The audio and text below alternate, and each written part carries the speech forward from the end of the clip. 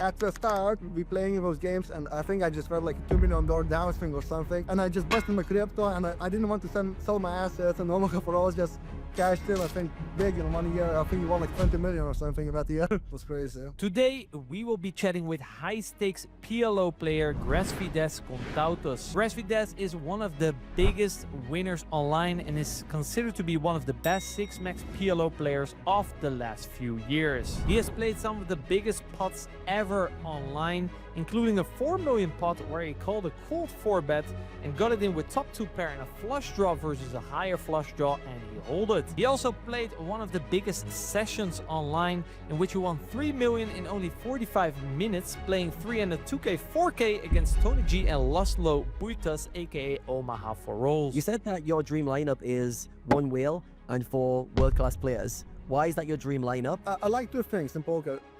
The things I like is competition, and I like making money. And you mentioned during this period you are preparing to overtake the world. So many billion people, and I'm just one of the guys. I never imagined I could be like Patrick Kontautas. What else did you learn in that first 800k hands that kind of set you up to win 1 million in the following 800k hands? You need to take responsibility for your career and stuff. Nothing is gonna happen for you. Like, you need to go out there, seek information, and keep yourself responsible. You just brushed over that like it was nothing. So yeah, 2-3 million, and we move on. Did that not affect you? So I just took my shot. I know I'm plus severe. I just lost it. Dude, like for cash game players, we don't have trophies, right? Tournament players, they get trophies or bracelets or stuff like that. Cash game players just have a pretty graph, man. That's our trophy, right? Why can't we just hang up our graphs everywhere?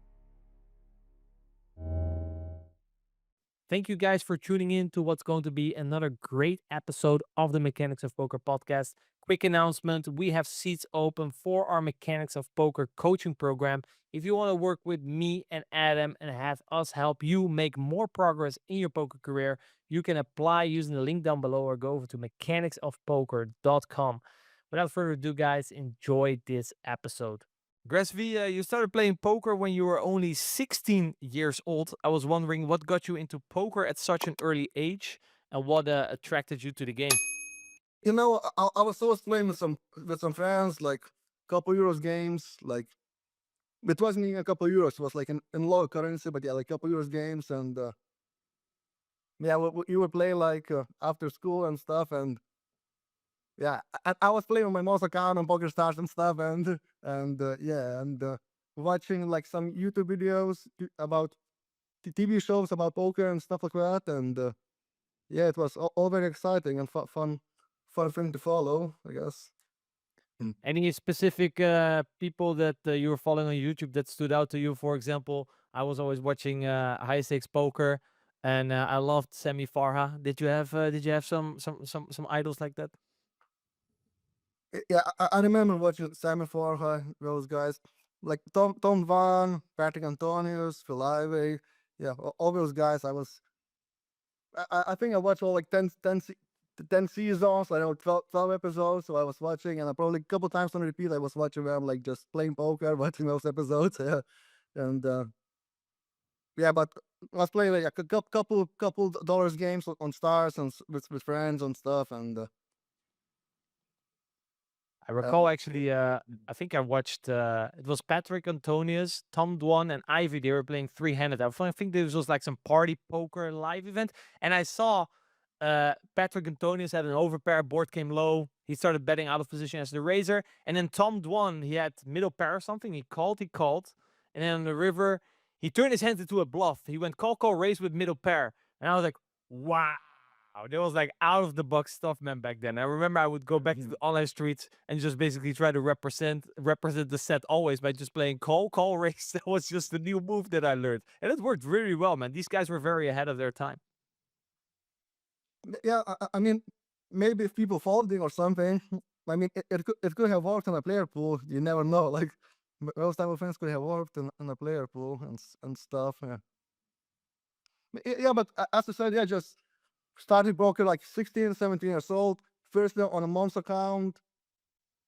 Yeah, just playing lots of sit and goes, like breaking even in sit and goes, maybe making a little bit of money, and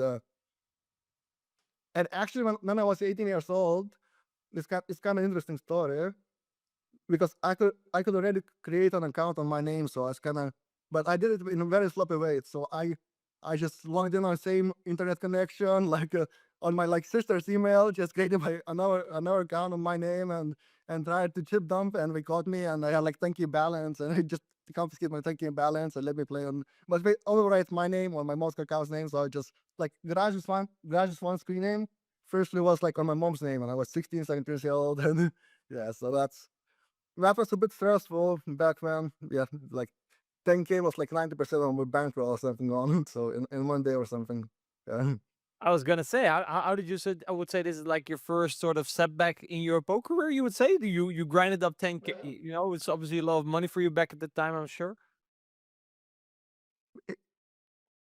It was sad, and like conversation with PokerStars took like a couple months, and I think initially they banned me like permanently, but when I was like going back and forth with them, and eventually negotiated with them like, oh, they just confiscate my money, but they overwrite my mom's account name that I was paying on my name, and they just let me play. So yeah, like for first couple months, yeah, it was stressful, like in that period, but in like couple months already after that, I just was grinding back up with some bankroll and like having money and we're playing games, and yeah, it was everything was back good in couple months time. Yes, it's like at that time maybe it looks like a big deal, but now it's like a couple months like so easy to make money on a mid stakes. Like it's not such a high stakes, I guess. You mentioned already a little bit that you messed around in the beginning with some sitting goes. You're primarily a PLO cash game player. Did you start to play 4-card PLO straight away, or did you mess around with Hold'em a little bit in the beginning? I think I played like Hold'em and sitting also at like 18, 19 years old, and then jump a little to PLO, but I wasn't really winning, but I was like maybe playing Zoom for like a year, like maybe 50 cents, $1 Zoom or something, and or maybe even lower, yeah, for like 1 year, and breaking even. But yeah, but when it stuck, yeah, and I think when I was like 19 years old, I had like maybe 20K on my name, and like I remember that time I was like able to move out of my house, like just rent apartment, small apartment in my city. So yeah, like just move out my parents' house like 19 years old, and just like yeah, so like I had 20K and just like I didn't go to college or anything, so yeah, just time to grind it out or something. I guess take it more serious, and just playing PLO it, man. And back then there wasn't any solver, so we just like maybe you subscribe to Rene once, you just watch some Phil Galfond videos, like try to pick up on some ideas, but like back then there was no PLO solver, so no one had like pre-fall thresholds or anything. You couldn't really study like that, but So for the new school people listening, like, wait, you studied poker without solvers. How did you guys do that back at the time? How did that work? I don't know. You just play and try to see maybe what people on the higher stakes do, what kind of pre-flop ranges they play, and also just I like the theory a lot. Like I was reading forums. I like both a mathematics or poker book. I was reading. I don't know if you guys know the book. It's like very dense. Like I couldn't go through all the algebra there, but I was picking like I was thinking about toy games, like oh you bluff bottom of the range, and what happens if people adjust here and here. So I was already trying to like figure out some things like what's the structure of a game, I guess, and just grind out. But I wasn't even making money.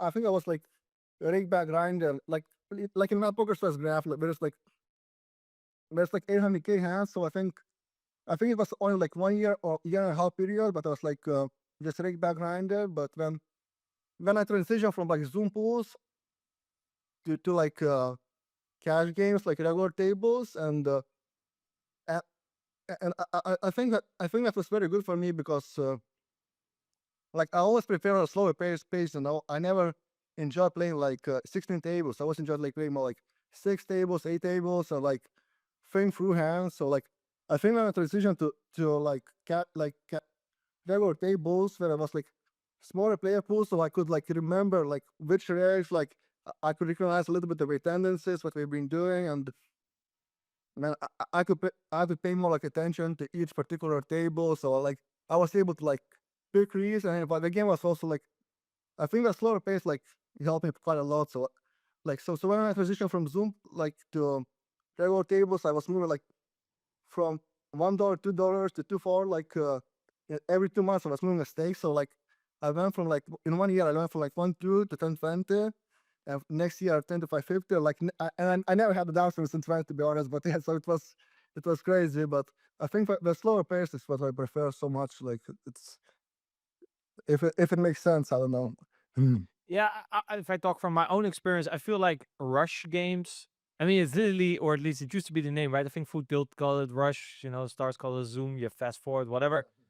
But it really makes me rush. It makes me rush my game. Like I automatically start to play faster. It's like almost I feel hasty, right? And when you feel hasty, you cannot really think through decisions. So in general, for example, nowadays you would usually steer people away from Zoom. Actually, it's something that I noticed as well when you send over your result. You clearly saw that like you beat all the stakes, right? You started, I think, at the 25 cent, 50 cent, right? 50 NL or 50 PLO. And then I saw every time the fast format of all the stakes, they were losing, but the normal tables you were crushing. So that was like a really aha moment for you, I guess, that you were like, maybe I should play less tables, think through hands. I guess also the table dynamics, maybe you started to pick that up. Yeah, I think it was just my personality. I was like even like I read a book like earlier in my career, like thinking fast and slow. So I think I was always like more like I wasn't really like enjoying the chaos. I was enjoying more like a structure type of things. So I think I always like to enjoy like and historically I would like use a lot of time bank and stuff. So I always like enjoy to just play slower, like be cognitive about each situation, what's happening, a little bit remember. So maybe I can pick up and learn and understand. And maybe I was studying something at that time, and so I can see on the tables and I could actually implement it. So it was yeah. I always like just prefer to play slower, like less amount of tables, play slower, and maybe in mistakes I was like moving playing like 6 tables, 8 tables, but when like since 10 20 25 50 I was like mostly just keep it like to like 3 4 5 tables. Unless there's like really good, like a lot of really like good games with like lots of recreation. I'll say maybe to play like 8 10 tables, but I never enjoyed to play like so many tables. So I was like was just a bit like slower. Enjoy I think the slower pace was giving me just much better results. I think yeah.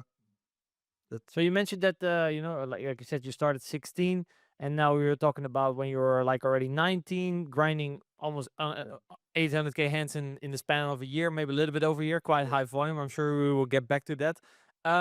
You were already professional back at the time, and when and how did you make the decision of becoming a professional? Like, what kind of attracted you to the idea of being a professional poker player? You saw Patrick Antonius sitting there. I think Patrick Antonius was like one of the, when you started or maybe when I started as well, you looked at Patrick Antonius like, wow, right? I think there were even memes going around like what people think I do, but what I actually do. Do you remember those memes? You saw Patrick Antonius sitting there all cool. Was that kind of the idea that you had about being a professional poker player? Not really. To be honest, at that time, when you have like 20K in your bankroll, no, maybe I can make it. Maybe if I start making like 50K a year, or maybe it's gonna be like, oh, I will be rich already to compare to what you are. Like maybe I can make 100K. Like I never imagined like I could be like Patrick Antonius. So I thought, oh, there's like so many billions people in the world, and I'm just one of the guys. And I know I want to try hard at it, but and put the effort, but I never imagined. I can only see like one step ahead, So if you play 1 2, I think, or maybe there's like 2 4 3 6 guys. I remember I would see like some guys playing 5 10. I imagine, oh, these guys must be making so much money if we can win like the same rate at 5 10. So yeah, so I never imagine it's I could even make well. I don't know, but I did want.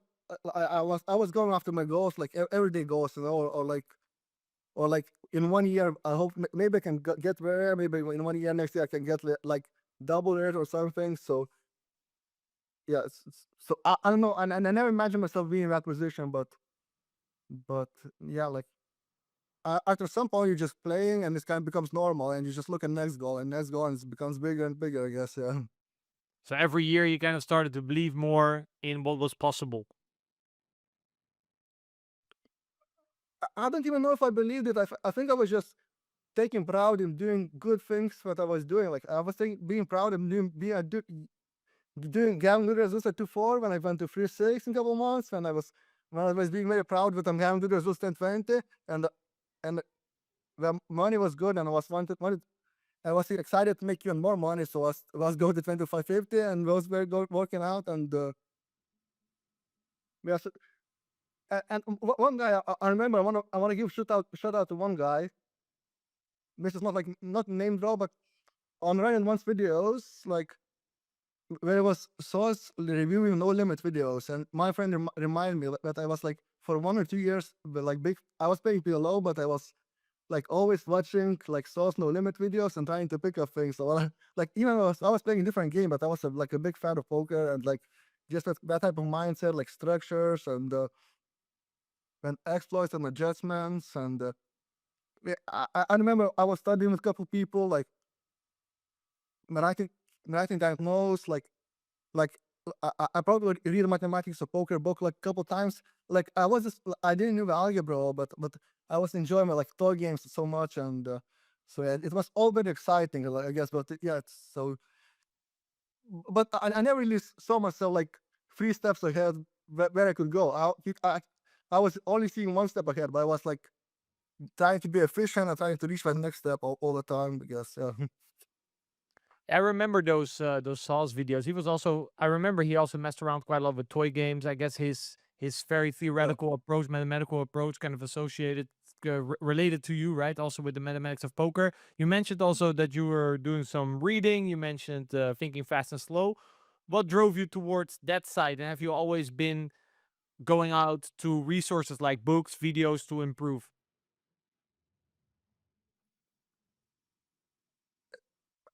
I think I was always better like at like math things than like verbal things. So even in like in a school, like even when I was like first grade, second grade, third grade, like when I was doing math, I could do like math tests like very easy, and all the like language like Lithuanian language classes or English language classes, it was so much more difficult. So I was like I think I was like maybe like just that type of mindset, I had. I don't know, like it's yeah, but I remember like third, fourth grade for like simple math tests, like I don't know, like you combine, you divide. So like I would do that like 45 minutes, like test in like 10 minutes, and it was too easy. I couldn't like I was always good like small like those things like divide and like I guess yeah, that was kind of yeah, it was I guess my strong pursuit. And then later when I was like playing 2550, 5100, I think I think my weakness was like actually maybe overdoing that, like trying to not playing exploitable. I think I could have like adjusted to player pool a bit better and stuff. Yeah, so I don't know if it makes sense. Yeah, but Yeah, I've heard this before. Like I personally never really came from a math background. I don't know. I felt very intuitive about the game, like, and certain things make sense. Is this plus a V or not? Then literally that was basically the main thought process. Right, really focused on, okay, well, what's his range? What is my what? Basically, I was thinking my hand against his range and against his tendencies. That was how I approached poker for the majority of my career. I remember I had actually also some guys on the podcast that went very much on the GTO route early, especially when solvers weren't out there, very the mathematical route.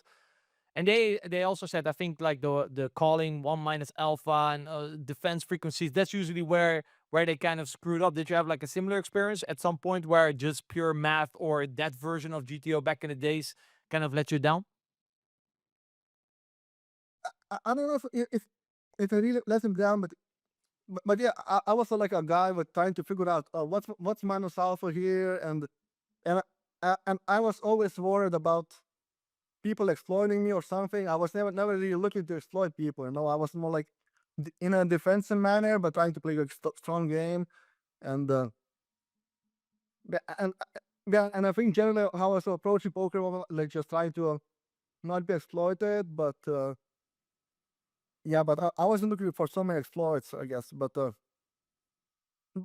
later on, I picked up like on population tendencies and uh, and some like and also like on a high stakes, like if you play 10 to 550 plus, 50 100 plus, like the player pool is like pretty smaller. I guess in PLO it's like 20 people, so you already have like history with almost every single player, so you kind of adjust. You're not even like, yeah, you kind of adjust to like people dependencies. You already remember this guy I played like 3 years already, so you kind of this player pool is kind of smaller, I guess. But Yeah, at some point you get so much information on specific components that you cannot really ignore it anymore, right? Whereas in the beginning of your career, or if you play lower mid stakes, big pools, like for example the zoom pools or fast forward pools, yeah, it's a bit more rewarding to focus more on your own strategy. You already mentioned like through this first 800k hand patch, right? You learned that the zoom format wasn't for you, right? That you preferred to play lower tables.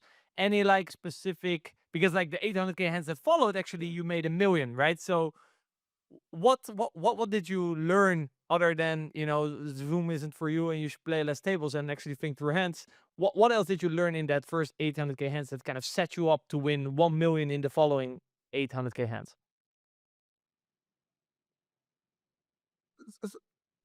I think next 800k hands was maybe like more like 2 year 3 year period. So it was like the period was longer. So I was playing a bit less hands, but also I think it was just a natural progression. Like you start 16, 17, you have a couple years to learn poker, and I started pretty young, so I was playing like 18, 19 years old. So I think like couple years. I don't know if it was a aha moment, but yeah, I probably figured out some mistakes I was doing. I fixed some pre-flop. I fixed some betting tendencies. Maybe I was picking maybe in 6 marks you get bigger percentage. There's a bigger percentage for like irregular tables. Maybe you get a bigger percentage of recreational players when in zone pool. So I remember when I was playing 2-4, like I was playing 1, 2 to 4, 3, 6 at the same time, but you could pick like there's maybe like 20 tables running. So I would pick maybe 10 best games. I closed down Wars game. Maybe there's a new game coming up, so you're almost a little bit choosing. So I think maybe it was just naturally like you could have like slightly better games because you could get bigger percentage of on recreation or something. But I was still working all this time with like I was making some new friends that also play PLO or something, or played 8 game but also studying PLO. So I was still learning, but like I can't really tell like what was exact thing like a change. I don't know if my mindset changed. I think I just naturally kind of you grow up, like 18, 19, maybe you kind of you not really figure it out, but like couple years you work and you just like noticing things and you become better. And I think I was starting using solvers when I was like 22, 23 years old. So it's still a couple years later. I was already playing 2550 and without a solver. So, but yeah. So like I don't know. I wish I could tell more what people were playing now. What was a big breakthrough? But I think it was more like just natural progression. I don't know if it's like a sport or maybe it's just just going up in shape or something. I don't know. So Yeah, often in the podcast, the word experience has been brought up, right? yeah. That you cannot really shortcut experience. You just need to put in a certain amount of hours, certain amount of cents. I guess also to become familiar with yourself, right? Like, okay, when does Grazv perform at its best, right? You already figured, okay, Zoom is not for me. Maybe I should play less tables. So throughout those hands, if you're curious about yourself, right, and if you're looking to improve, I guess you just naturally get to know yourself, how you work, what works for you. Does that sound more like what was going on? Yeah, I think so. And yeah, I was always improving. And that then another big breakthrough. I don't know, like if you guys wanna, if I'm already jumping ahead, but like when I was 21 years old, 21 years old, I went to like to another like I flew down all the way to Rio to meet some another poker players. So we were playing PLO. So I was like I met some people like in PLO circle already. So we all playing like kind of 10, 20, 25, 50.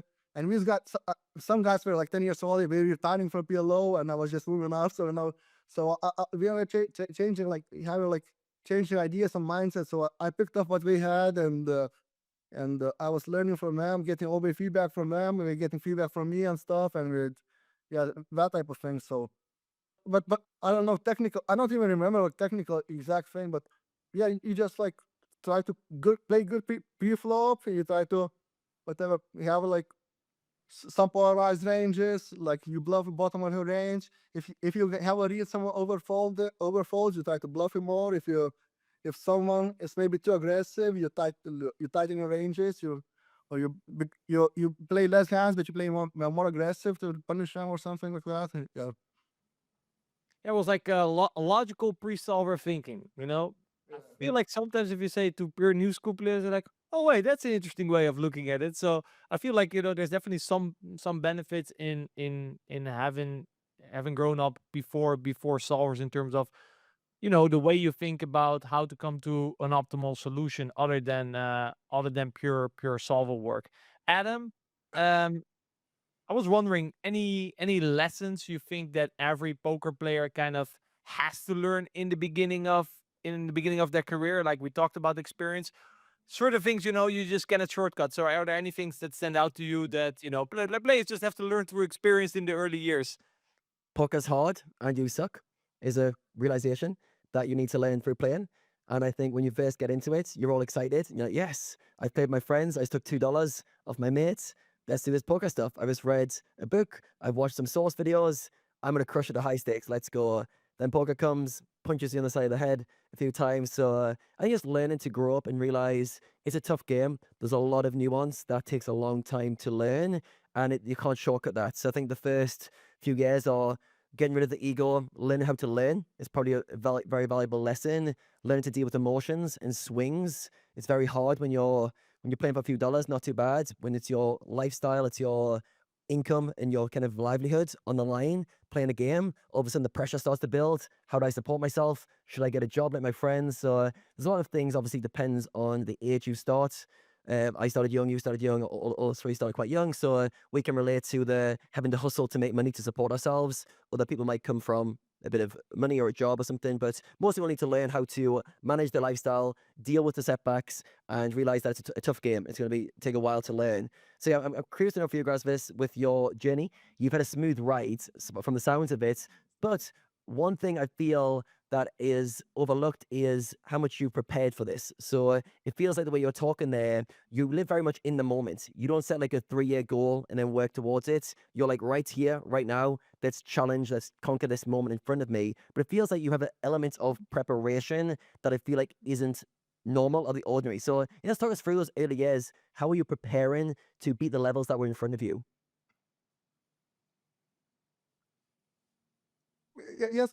So it's true. It was like it always looked like so exciting and like challenging, exciting. But so yeah, I think if I was basically like living, breathing, and doing all the things poker related, like for like 8 years, like even if you play like 8 hours a day, I'm still like I wake up, I shower, when I'm shower, I'm thinking what hands I played yesterday, what's upcoming with what's scheduled today, because I know, I show up to these games, this is what's gonna happen more or less. So even if I play like 8 hours a day, I think it's like 10 11 hour job still, like, because even when you're not playing, you still like sometimes you just stay in your house and you just like thinking about hands. So it was like, yeah, it was full-time job, and I would never take a vacation, to be honest. Or like days off. Yeah, I would probably take a 1 day off a week or something, but sometimes I don't even take days off or something. I would just like, I would still like go out party or go to a gym most days and like still keep up, but yeah, it was like full-time job, and even for like even though I don't think I have like any like experience of like downfall for myself, but I saw some other people like where they struggled, like for example, when I was 20 years old, I was trying to find some new study partners. I saw one guy with 2+2 post like study, like, or do you guys look for study? Anyone wants to study together? I messaged him, started studying, and through him I met these trio guys. But this particular guy that I messaged, like, so you playing PLO, but I was like picking my games, but this guy would just come and he would play the free-handed games to his incompetence, and he would always go like 10-20, and I was play free-handed like strongest 10-20 lineups, and for like 3 years, and everyone says like things like, oh, there's no way he's making money, so he basically for 3 years just goes there and doesn't really make any money. He could like just pick his game, play games to fish, but he almost like doesn't want to do that and just plays like strong free-handed games, and obviously after a couple of years you just run away because you don't make any money. You play the level to your competence, but you need to find games that are level to your like where you can beat the games. You level to your competence. You cannot just play or like move up to a stage that are level of your competence, or you're just breaking even or something. So it's just not gonna work out. You need to have an edge, find games where you have an edge, I guess. And but yeah, when it comes to performance, yeah, I was trying to like keep my body in shape, like exercise maybe. Before I was exercising quite a lot, like 5 times a week, 6 times a week, going for gym, going for runs, and just playing like 6, 7, 8 hours a day, and most days, and it's like full-time job. I don't even know what if you ask me like some particular questions, maybe I can answer it better, but like I don't know where to extrapolate from that. Yeah, we'll go deeper. And yeah, I think for you, we can see this level of dedication, obsession, and wanting to be the best. Before this podcast, you reached out to some friends to get some questions and to get some ideas to ask you. And one of your friends, Tom, gave some insights into how you approach stuff, which I thought was really interesting. And he said you delegated very quickly to cleaners and cooks to make more time for poker. You figured out the best times and the best games to play, and then you base your sleeping habits around that. You have a natural sense of stoicism. I'm going to underline and come back to that. You were open with mistakes and having a growth mindset rather than a fixed one, and you have a ton of great habits. So I wanted to put that forward because it shows a level of dedication and professionalism to poker like an athlete, like you're treating like a sport and everything's taken care of. So I want to come back to your friend said you have a natural sense of stoicism. So when I think of that, I think someone is quite level-headed. They take life as it is. They focus on what they can control and what they can't. So for you, what is that natural sense of stoicism that potentially helped you with your poker career? I don't know. I don't even like to use that type of word on myself. Like I don't even like maybe some other people maybe call it better, or I don't like to use that type of word on myself because I was like throughout most of my career I also was more like self-critical instead of reinforcing myself on positive things. I was more like scanning for negative things that I did in my poker tables and everything. So I was more like that type. But when it comes to preparation, what I think, at some point you can just dedicate quite a bit of faith, and I think what this Thomas he means like you are just like friends in Brazil, like sometimes we would share houses or something, or live close by, and like a lot of people, I think if you can afford, like you can get the cleaners, we have like private cooks, and now you can just have like Uber Eats obviously, but but I think more important than that, just take care of your health, and but you need to take responsibility for whatever your career and stuff. So nothing's gonna happen for you. Like you need to go out there, like seek information, and keep yourself responsible. Like if you just think you're gonna show up to the games that, or I just played 4 hours a day. I wasn't so curious, but there's gonna be a younger guy where like wants to play 8 hours a day, 2 days, 2 hours in solvers, and just talks to 5 other guys that wants to crush the same stake. I mean, you're probably not gonna like outwork them in 1 year's time or something. And so it's just like I think it's kind of pretty natural, but Yeah, I think it shows how high the bar is. Like at the top, like yourself, the preparation, the amount you do to prepare yourself for the hours you play, and then everything that goes around your grind to make sure you're prepared is at a high level. And you can't just show up and expect to beat people like you who are putting more work in. So yeah, I think it's a good wake-up call to players who maybe don't treat it as professionally as you, but have dreams of playing the highest stakes. Now, you mentioned you are very self-critical.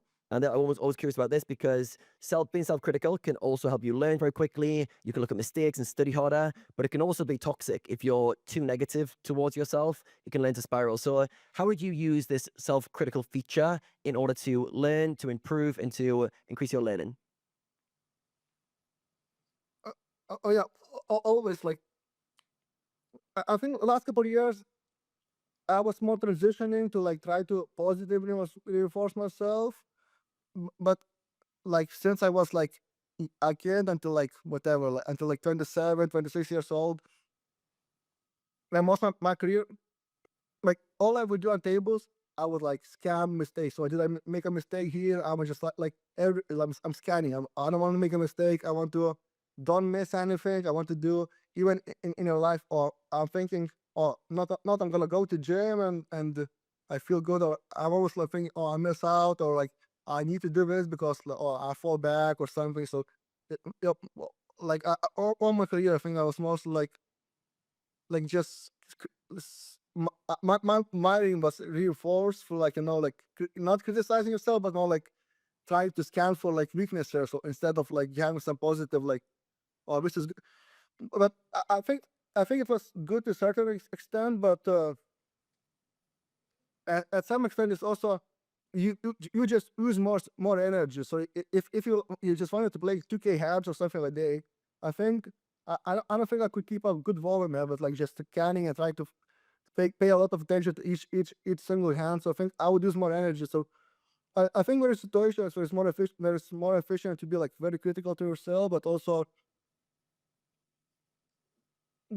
also some of the things is start to like look at too much of a detail that it doesn't really matter, and just kind of you're just kind of a bit too like using too much energy that because inefficient. So I think yeah, I think at some like right now I would use it. If I advise people, I would advise them to like me be more balanced, because sometimes on some things you don't need to use too much energy, but some things are important that you need to make sure you do right. Yeah.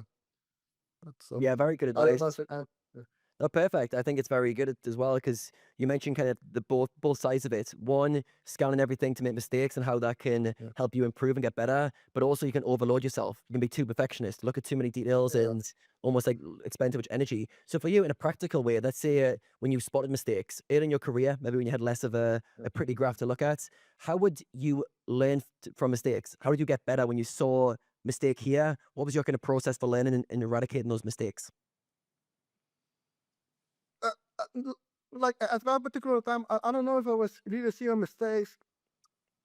I think I was just grinding out, playing. Like I wasn't doing so much solo work because like how you gonna know if something is a mistake? You maybe know you lost a hand and you don't like how you play a hand, but there's no way to confirm it's a mistake.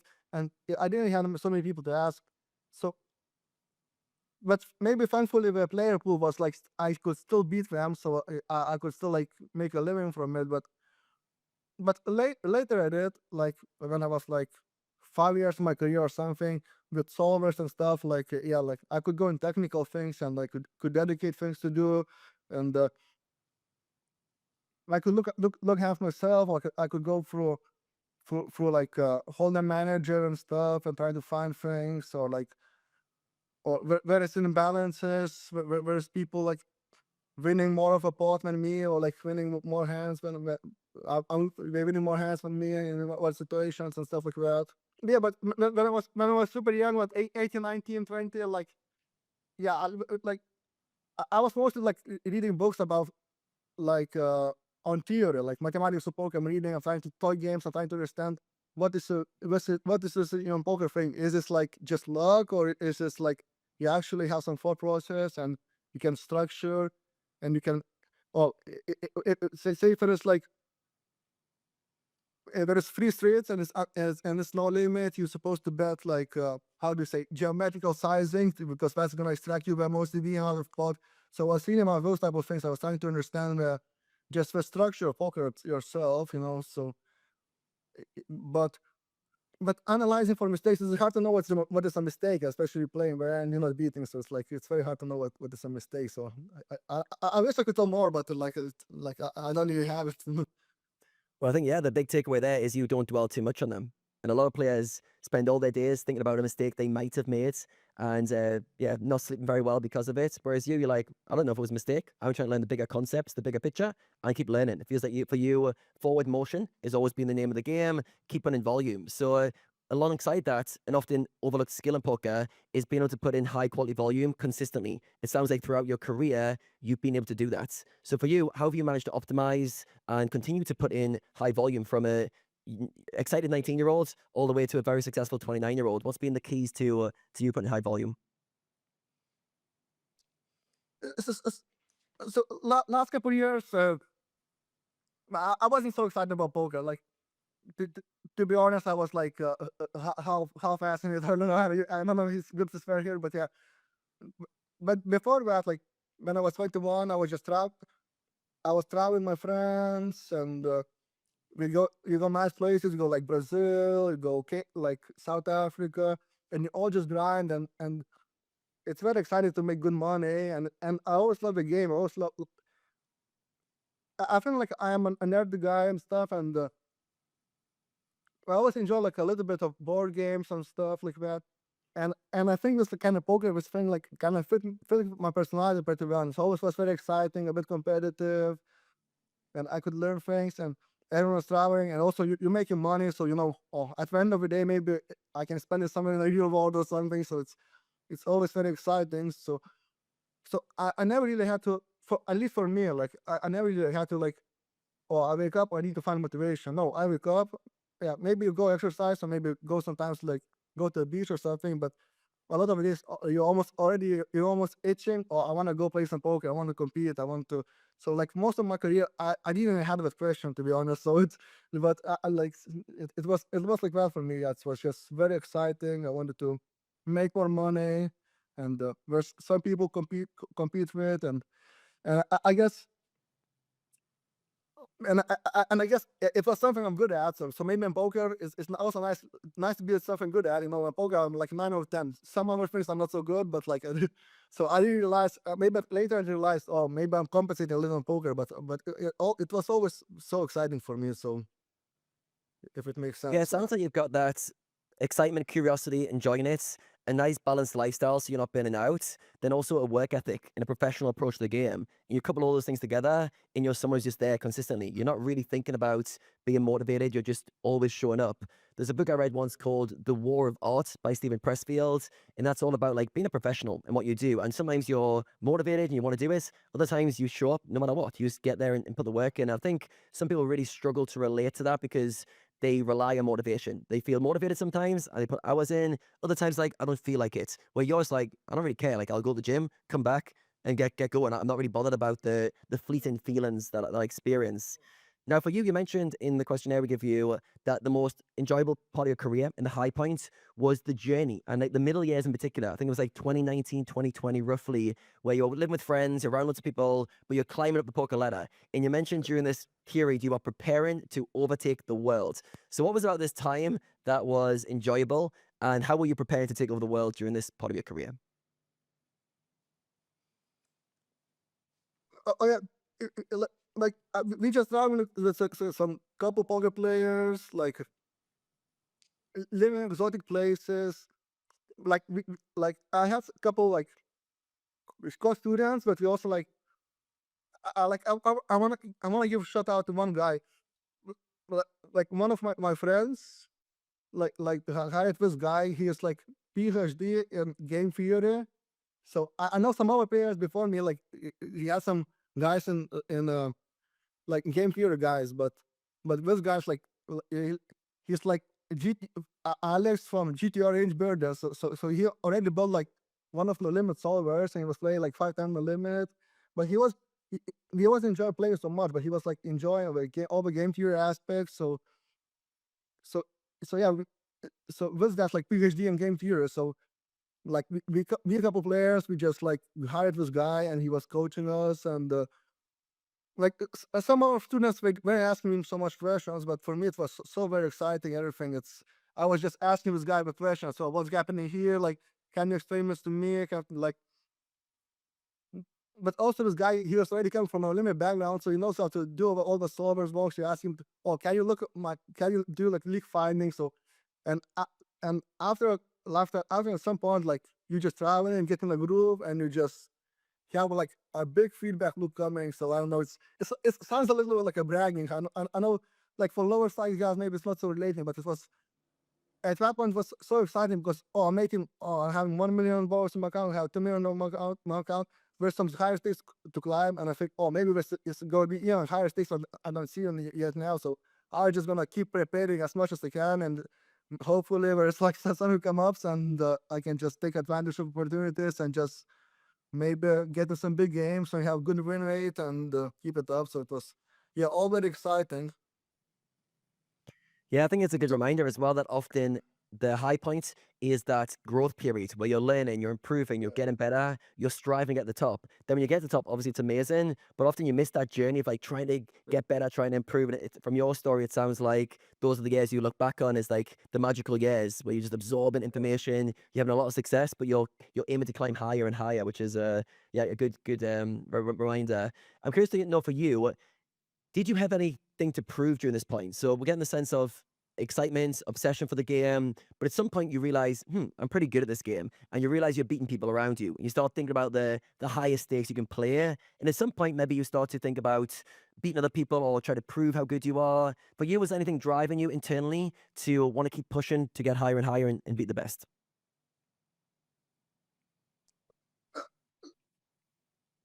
I'm not sure. I think, to be honest, maybe I was slightly compensating. Like, I'm just good at poker, so maybe I'm not just so good in our lives, like not so social guy. So I was a little compensating, and I also was considering what's the right point to retire. Because I think, oh, I'm still beating the game so much, but I'm thinking, oh, if I make less than 10% of my money, or like less than 10, if I have full-time job, but I make less than 10% of my money, should I retire? But I was considering for a couple of years, what's the right point? I'm like, no, we're retiring. I'm not retiring yet, but like I was like always considering, oh, like I, I know at some point, oh, I probably should stop doing poker and should just go like explore other ventures, maybe like try to become better socially, get more balanced lifestyle, more like improve my communication skills and stuff. So, but also a lot of things, like a lot of it's being reinforced by you being a good poker player, but also so for myself and from other people maybe, or like perception. So I was like keeping my ball running for a couple more years, but yeah, like but like, last couple of years it wasn't so exciting, to be honest. But Yes. So for you, as you mentioned there as well, like when do you pivot to something different if you want to? You've invested so much yeah. into poker. You've climbed the ladder. You've at the top of the game. You're getting very lucratively rewarded to keep playing. But at some point, you're like, I've kind of won the game. I've kind of achieved what I want to achieve. I've got the financial results. I've got the success. I've got the overall achievements that I wanted. Is there something else I want? And life's always this complicated game of choosing your path in life and when to explore other things. So obviously for you, you've never really had to explore that for, I'm guessing, a long time, because the first 7, 8 years of this amazing, fun roller coaster. And at some point, maybe more recently, you've started to ask, okay, when do I do other things? Do I want to do other things? And because I put so much into poker, has that left some gaps in my life that I want to maybe address at some point? So obviously things to explore as you age and mature and think about the future in a more holistic way. But it feels like the energy you put into poker obviously has been very much rewarded. Yeah, it feels like for you, it wasn't coming from an ego perspective. It's more the love of the game, just wanting to play it, and just it's one of those things when you keep putting effort in and you keep showing up, results take care of themselves to some degree. Then everyone asks you around you starts going, "How do you do it? What was the plan? How did you master this?" And you're like, I just kept showing up and just kept playing, and all of a sudden I kept beating everybody, and here we are today having this conversation. So yeah, I think I'm getting a little bit of that from your journey. Well, actually, like one interesting thing that was very very good in my poker career, like when I was reaching like 25, 50 stakes, like it was like 20, like I was 21 years old or something, 20 years old, and at that time, like pinnacle of PLO poker face was like Benedict 6 sauce, I, and it was so nice that when I reached 25, 50, these guys retired, so like everyone, like all the top guys, like all the 10, like all the top players, like regular time, like retired, and like so there was almost no old guys left for me, like when I reached 25, 50. So it was very good timing for me, to be honest too. So it was, I think I maybe had a like slightly more smooth journey, because like just for circumstances around, like some people retiring and stuff, and Is that a little bit of bittersweet? Do you, and some elements, wish they were still around to play? yeah, because I was always had an image like, oh, this is the type of guys are gonna have to compete, or I thought the new guys gonna come up, we're gonna be also the same guys like these guys, just there's new names, but these guys. But it wasn't really like that, to be honest. But there was like a couple of strong guys, but most of the guys, they weren't really trying so hard. I think there are some older guys, they just try to jump into games, like get some money from recreational, but there wasn't so many like guys are trying to like, oh, I'm gonna just go into tier, I'm gonna become very solid poker player, but also like very solid in my specific format. And when I just try to compete so hard, so yeah, so it was good for me, because it was like more smooth ride for me. But it's so, but so it's maybe it's a little bittersweet, but I'm happy with it. It made me my games a bit easier, I guess. But yeah. Yeah, the path opened up, but there's a little bit of that competitive drive that when there's, if I had played those guys, it would have been a fun part of the journey, and there'd be a cherry on top of the cake, so to speak, to do that. But yeah, as you mentioned, it created a kind of a smoother path. So for you, you've had like a long career, and it feels like there hasn't been many big drop-offs in terms of your performance. There hasn't been any major burnouts, any major crashes. So there's some form of the way you've managed yourself on a regular basis with your habits, your routines, your approach to poker that has worked really well for you. So for you, like, talk us through like how you manage your energy on a daily basis. What are your habits of showing up? Because we're sensing a very hard worker, grinding hard, putting lots of hours in, but there's no drop-off. There's no like big burnouts, no big crashes, unless there is. It feels like you've approached it with sustainability. So how's been your approach to poker lifestyle and keeping that balance right?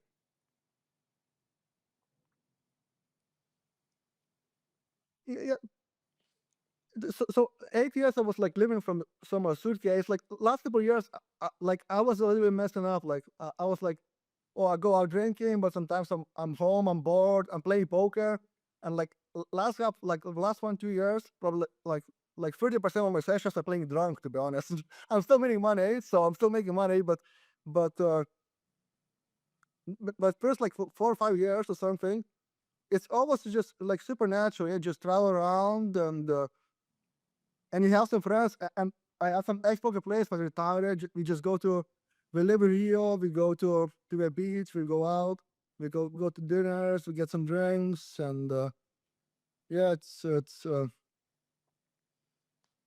yeah, try to get enough sleep and go to a gym, I guess, and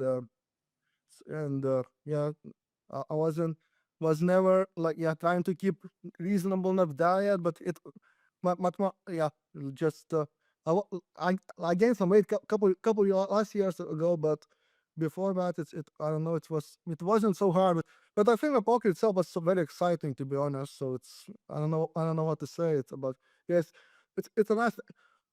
I didn't know this career path to be existed, to be honest. Like to be honest, I didn't even finish the high school. I dropped out in 12th grade. So like I was like a little bit of a hooligan. So I dropped out in 12th grade. I didn't finish the high school, and well, I always knew I'm a smart guy. I always knew I'm smart with money, but then this is poker. I think I'm decent at it, and I'm just like focused, learning a little bit, and yeah, it was all very exciting. And yeah, I need to find motivation, because I just wake up and I like playing poker, so we just show up, and and I think maybe I'll say like mathematically, not mathematically. I'm not like the smartest guy, but like I'm still like good at math and stuff, so I was able to compete on it, and yeah. Yeah, it sounds like the living and breathing poker, kind of everything else kind of went in hand with that. The lifestyle stuff, it just became, of course, I need to sleep, of course, I'm going to the gym. Just like all the things around it to facilitate performance, especially during those 8 obsessive years when you just, that's all you did and all you thought about. So yeah, it kind of makes sense why there wasn't really any burnouts. You didn't really think about balance and stuff. It all just came into a package deal of how to perform. So I want to segue into risk taking and your approach to risk. Because from the outside looking in, you've played some of the biggest online pots in the world, things that make people go, wow, like it just blows your mind, like how much money is on the table.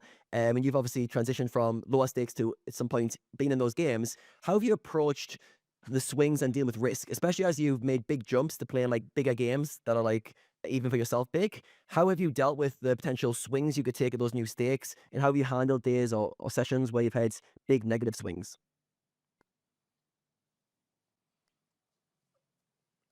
I think maybe like 2550 was 5100 when I was moving up, because I moved up to 2550 quite fast, and maybe I was paying 2550 with like 60 buy-in, bankroll or something, and I was taking shots at 5100 with like 40 buy-in bankroll, and I was always good at like both games, like both 40 big lines. I was good at short stack.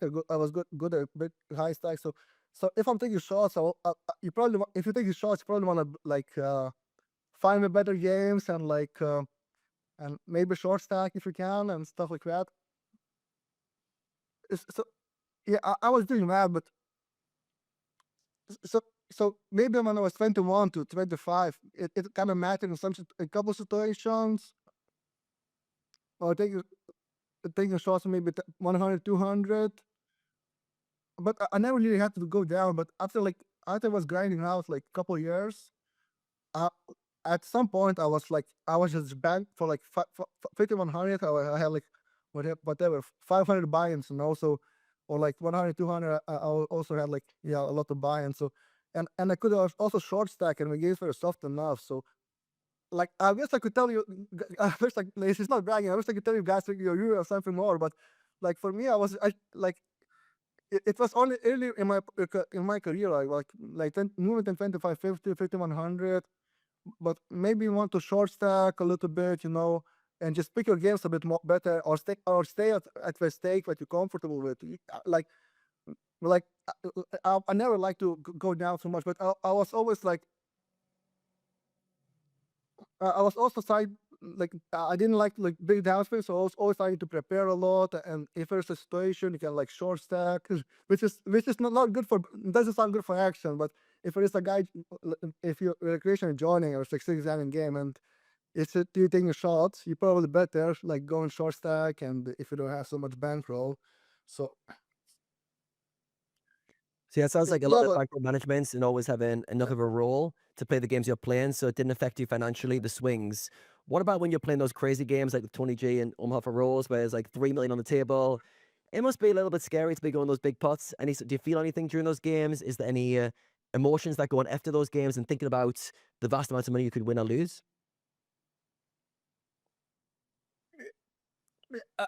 I wish I was a little bit better prepared for those games, because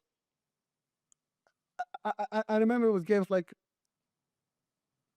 I had maybe like 20-25% of a bankroll in like crypto, or like that I could deposit or something. And at the start, like we playing those games, and I think I just felt like $2 million downswing or something, and I'm gonna Rose went for $2 million downswing, and I just busted my crypto, and I didn't want to sell my assets or anything like stocks or another things that I would trigger tax events of selling, but so I think I'm gonna also reacting a little bit better in those situations. And then next year just had the craziest games so you could play, and I busted like 2-3 million bankroll or something. I was 2-3 million downswing, and I could deposit, but I have to sell off some assets or something to deposit, and it's kind of you already like trigger some tax events to sell it if you have some stocks or something. But Omega for us, like it's probably like a 50%, and maybe some guys will have more in crypto or something. We could just have like big, you can draw some more money. So basically, a couple months I just played it, but I just busted what I was able to bust it like reasonably, and but first, we have one or two guys, and Omega for all just cashed in, I think, big in 1 year. I think he won like 20 million or something that year. I don't know, it was 2020 or something in those games. It was crazy. But yeah, Wow. so So you mentioned they're losing 2 or 3 million, and we just got this point. I didn't think there was a big down in your career that we could talk about, but it feels like you just brushed over that like it was nothing. It was like, yeah, 2 or 3 million, and we move on. Did that not affect you? Did it create? How do you deal with a swing of that nature? And you said it was about 25% of your assets that time. So yeah, for a lot of people, that would be a bit of a traumatic experience. That would be a peak low. They remember that and go, "Oh my god, when I lost that much money, it was a big negative." For you, you kind of brushed over it as a bit inconvenience. Need to move some money around. No big deal. So why do you feel like that it didn't affect you? uh, to, to be honest, I was playing like 4 sides, so I had still have some bankrolls all over sides. So I was making good money on over sides, and I think it was less than 25% of my bankroll. But yeah, it's something like that. But yeah, so I just took my shot. I know I'm plus severe. I just lost it, and now we have a situation. Do I sell some assets, pay some tax amounts, and just try to grind it up back up, or I go to another side, try to grab my winning? And it's I might get some hate from people for like talking like that or something, because this feels like bragging or digging around. But yeah, I just lost it, and whatever. Next day, 2 days after, okay, we go on ACR, we go on GG, we go Poker Stars, we grind it out. Omaha rolls, this does his thing, and he cashed in, and good luck to him. I guess so. That was it basically. It's not much more to that. Yeah. You said I took a shot. That was plus AV, and it unfolded as it. Here we are. No big deal. Get on with it. It's a very, very strong mindset. I think it's very obviously the money we're talking about is very high, but I think a lot of players listening will relate to the swings they take for their stakes and how it feels to lose a part of your bankroll. And yeah, that's pretty much what you need to reflect on. You took the shot, it was implicitly, hopefully, in your interpretation, and move on. And I think a lot of people struggle with that. You don't struggle with this, which is probably why your friends said you're a natural stoic, because their stoicism is that kind of dealing with what life gives you and not overreacting. Big shout out to GTO Wizard for sponsoring today's episode. If you're looking to level up your game, let me tell you about the GTO Wizard. It's got everything you need to improve, whether you're just starting out or already crushing it. You've got tools like a hand history analyzer, a GTO trainer, something that Grazvy actually pointed out in this podcast that he's very excited about as well, even custom drills to help you sharpen your skills and make smarter plays. It's what so many guests we had on are using to dominate cash games and tournaments. Get started for free and get 10% of your first purchase using the link down below, gtowizard.com/mechanics. If you sign up, you also get access to the weekly coaching webinars where you can learn from me and other great coaches. So looking forward to educating you guys over there. But without further ado, let's continue chatting with Grazvy. Rene, for yourself, can you picture any big swings you've had and being able to brush them off as casually? Actually, I can relate to um, what Grazvy was saying about I didn't like to lose, therefore I come in very prepared. I was like, yeah, that was exactly what I would do. Like I would try to optimize everything to minimize only the slightest chance of a big downswing. I remember throughout my career, I think the biggest downswing, especially when I was like peak years of my career, I don't know what the biggest downswing must have been, but maybe 10 buy-ins, 20 would be pushing it. And some people are listening like you ran very good, sir. I mean, it was maybe like 800k hand sample, so sure we could discuss that. But I feel like if you really come in prepared and and you never get caught by surprise by your opponents because you literally know what they're gonna do, you know exactly how the EV is gonna flow to you. You're very much in control.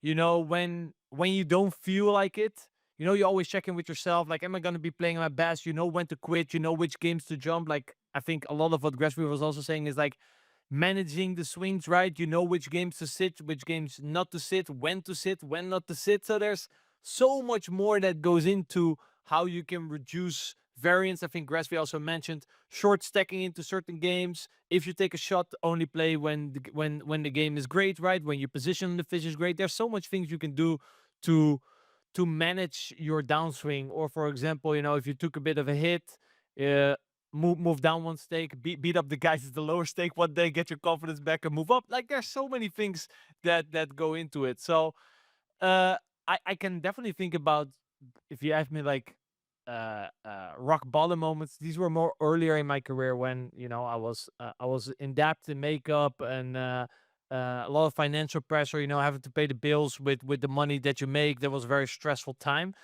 But after I managed to grind out of that, no, then after that there were no big downswings that I can recall. So I can definitely relate to what Grazvy is saying here. Grazvy, I'm curious. You mentioned that you traveled for 8 years. You were living out of a suitcase. Now this is obviously a lifestyle that, for example, when I got into poker, I did like something similar. Actually, we didn't cross paths, but I crossed paths with some of your friends in Rio as well, traveling around with some of my friends. Uh, um, it had its ups and downs. Do you maybe have like some tips and advice in your 8 years of traveling experience for people listening who like, oh, I would also like to travel the world and play poker? I know in my experience, it can sometimes sound a bit more romantic than it actually is. Obviously, it has ups and downs. Could you maybe give some tips around how to do this properly with all the experience that you have? First couple years it was really exciting. So yeah, I think I meant to meet with guys in Rio de Janeiro when I was like 21 years old. So and it was almost like my first time traveling, and even though I could write in English very well, my accent was like I have very strong accent, and I was quite nerdy kid. I was like speaking very fast. So yeah, like yes. So even I could write in English very well. Like, but my speaking, like a lot of people like say, "Oh, you speak too fast. We can't understand your accent. Is so hard, like so difficult." So yeah, like even like it took me like some years to adjust to it, but yeah, it was just so exciting to go to a new place, like meet new people. We have people like similar people. It's doing similar occupation, and I guess probably my mindset is kind of a little bit similar too. So yeah, it was like just a nice crowd to hang out with, and those friends had so many friends, and you have like all there's like at some places where it's like 10 people, 20 people, like maybe 30 people circle already. Like it depends how much you extend, and yes. So first couple years I wasn't even thinking. I think in most places for visa you can show up with your passport. You get a visa on arrival 19 days, so you just stay like almost 3 months and you move to another place, and almost 3 months and you move another place. But after a couple years of traveling, that then it's kind of, oh, you have to fly again. Oh yeah, I have now. Do I have now to book Airbnb? Like, oh, I need to look for a place to live where I have to back on my like working station. I need to find another Airbnb. So yeah, at first exciting, but then after you do it for so long, it becomes almost like, oh, a routine, and at some point it becomes, oh, it's not actually so convenient when it's just staying in one place and just having your own base, and also maybe just making relationships in one place, and instead of traveling, because also you travel with some people, but sometimes some people like don't want to travel anymore and stuff, and or they get like maybe older, and they want to stay in one place, not older, but like you get a girlfriend, you want to live here, you don't want to travel anymore, and yeah. So but also like in 2020, it was like a COVID year, so it was kind of, yeah, like just jumped off a bit, but yeah. 2020, I was just 2021. Most of the COVID years, I was just staying here in Rio de Janeiro. But even if I was traveling, I was still staying a lot a lot inside my house, inside my house, just grinding out, and just playing poker. So, but yeah, just for young people, if I think it's probably exciting if you just if you're somewhere in Europe, and maybe somewhere from colder, maybe you're like Northern Europe or Eastern Europe or whatever, Scandinavia. Yeah, maybe it's fun to just go to Thailand, go to South America. Maybe you don't need to do it all year around, but maybe go for winter season or go half a year and half a year at home. I mean, as if you're a poker player, yeah, and you're still young, maybe you haven't even bought a house, don't even have a house, maybe like you just rented somewhere, and then, yeah, it's easy to you cancel rent and I'll go travel now, and so it all was very exciting and a lot of fun, I guess. Throughout your conversation with Adam, the power of curiosity came through. I think throughout this conversation in general, right? You're always looking for ways to improve, and that curiosity led you to work with a coach, I guess you could call it, Yeah. that was very specialized in game theory. What was like a big aha moment that you got from working with this guy, and what do you think are some common mistakes players make because they misapply or don't understand game theory properly? Maybe some situations like he showed me some situations that like there is a situation there is like if you're playing theory and someone and and you see someone makes a mistake and you choose to exploit them, so you gain like say EV, one unit of EV. But if they see it and they counter exploit you, like they gain 7 units in EV, you know. So there's some situations that the exploit with counter exploit is like not proportional payout, you know, or something. So like I remember I was writing down some situations like, oh, this is like 2-to-1 to exploit, but this one, okay, he might be making a mistake, so I'm exploiting him, but every time he gonna readjust and counter exploit me like the maximum. Like for every exploit I do, he does like 7 days, so I need to beat like 7 times right, and he needs to beat only 1 time right. So yeah, so maybe the people are like just playing a game of a cat and mouse, you know. So you need to remember, like, yeah. So it's not everything is like 1-to-1, you know. Like also, there's like if you do it solvers, you can kind of measure or like like I think the examples that the guy was given like from No Limit. I don't know play No Limit, but like for the structure of the game, like and the situation. So yes, so I think in some it's good to exploit like if you see some tendencies, but there's the people who are just always playing a cat and mouse game, and I think if you cannot rely on a theory and you just like where's your thresholds or like solid game plan, I think that there's so many like and people just start kind of exploiting you. I mean, you can game get shot quite fast. I don't know, but if it makes yeah. Yeah, I can relate this. So if I understood it correctly, uh, for example, let's say I have a good hand and therefore I scroll up my sizing a little bit to get to squeeze out a little bit extra value, right? You could say, okay, that makes a little bit more money because he calls a little bit bigger bet. But if he finds out that if you have something, you scroll up a little bit and when you don't have to scroll down a little bit, the counter exploit is quite expensive. That's kind of what you're referring to, or do you maybe have a practical example yourself of something that you were maybe misapplying and then changed after you learned this? like I don't remember exact situation, but I think it was more like referring to not to the sizing but to the action taken. More like in a river, if say someone check raises you, or if he bets and he thinks he bluffs too much, so you're gonna check raise and rebluff him because it's profitable. But if he one time counter exploits, counter adjusts to you, and he doesn't, it starts under bluffing you, and you start like so you lose like 7 times EV to one. So there's situations like where it's like on the river, especially like if you play like always cat and mouse game, and you just think, oh, this is like too much, doing too much, and you just like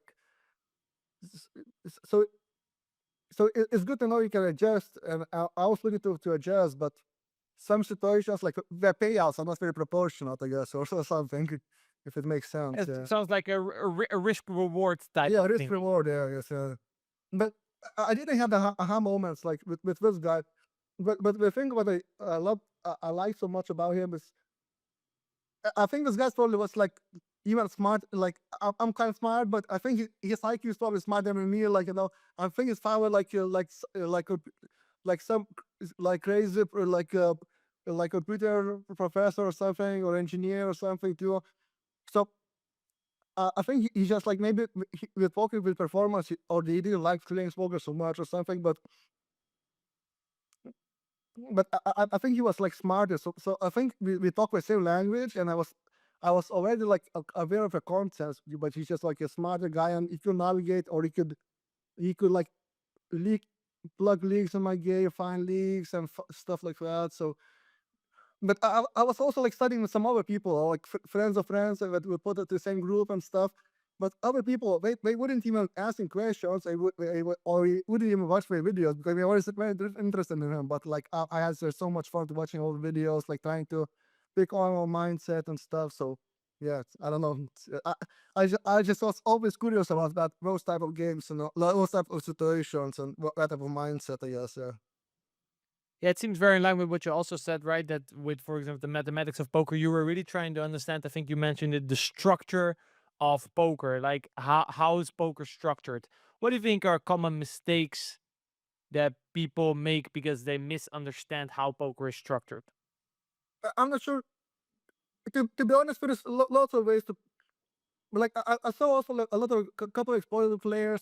They do very well, but like I don't know. Like how do we explain it? But it's yeah. I was just trying to figure out whatever's like okay. Where's like linear ranges, where's polarized ranges, how much we can bet, which board is better for which player, and if someone adjusts to this, what is the right adjustment, and how much you can adjust and stuff like that. I was just considering trying to premeditate those type of things, and yeah, I was trying to conceptualize, premeditate, so I'm prepared. So I'm not like I'm coming like so when I always like enjoyed it because when I feel like oh I learned one thing, so I don't need to go back. After I learned, I already have it, so I can just build another step, and after that I can build another step. So I feel like or like even if a player pool changes, I'm still like, oh, everything I did before is still useful, and I can just keep up from that same place and just keep going. So it's I just like that type of that type of I guess mindset, like that suit me well, I guess, over years for most part, if it Yeah, makes if sense. you build a very solid structure, right, around theory, around mathematics, things that will always hold in any type of circumstances. I think that also really helps in terms of, you said you always consistently showed up in terms of volume, right?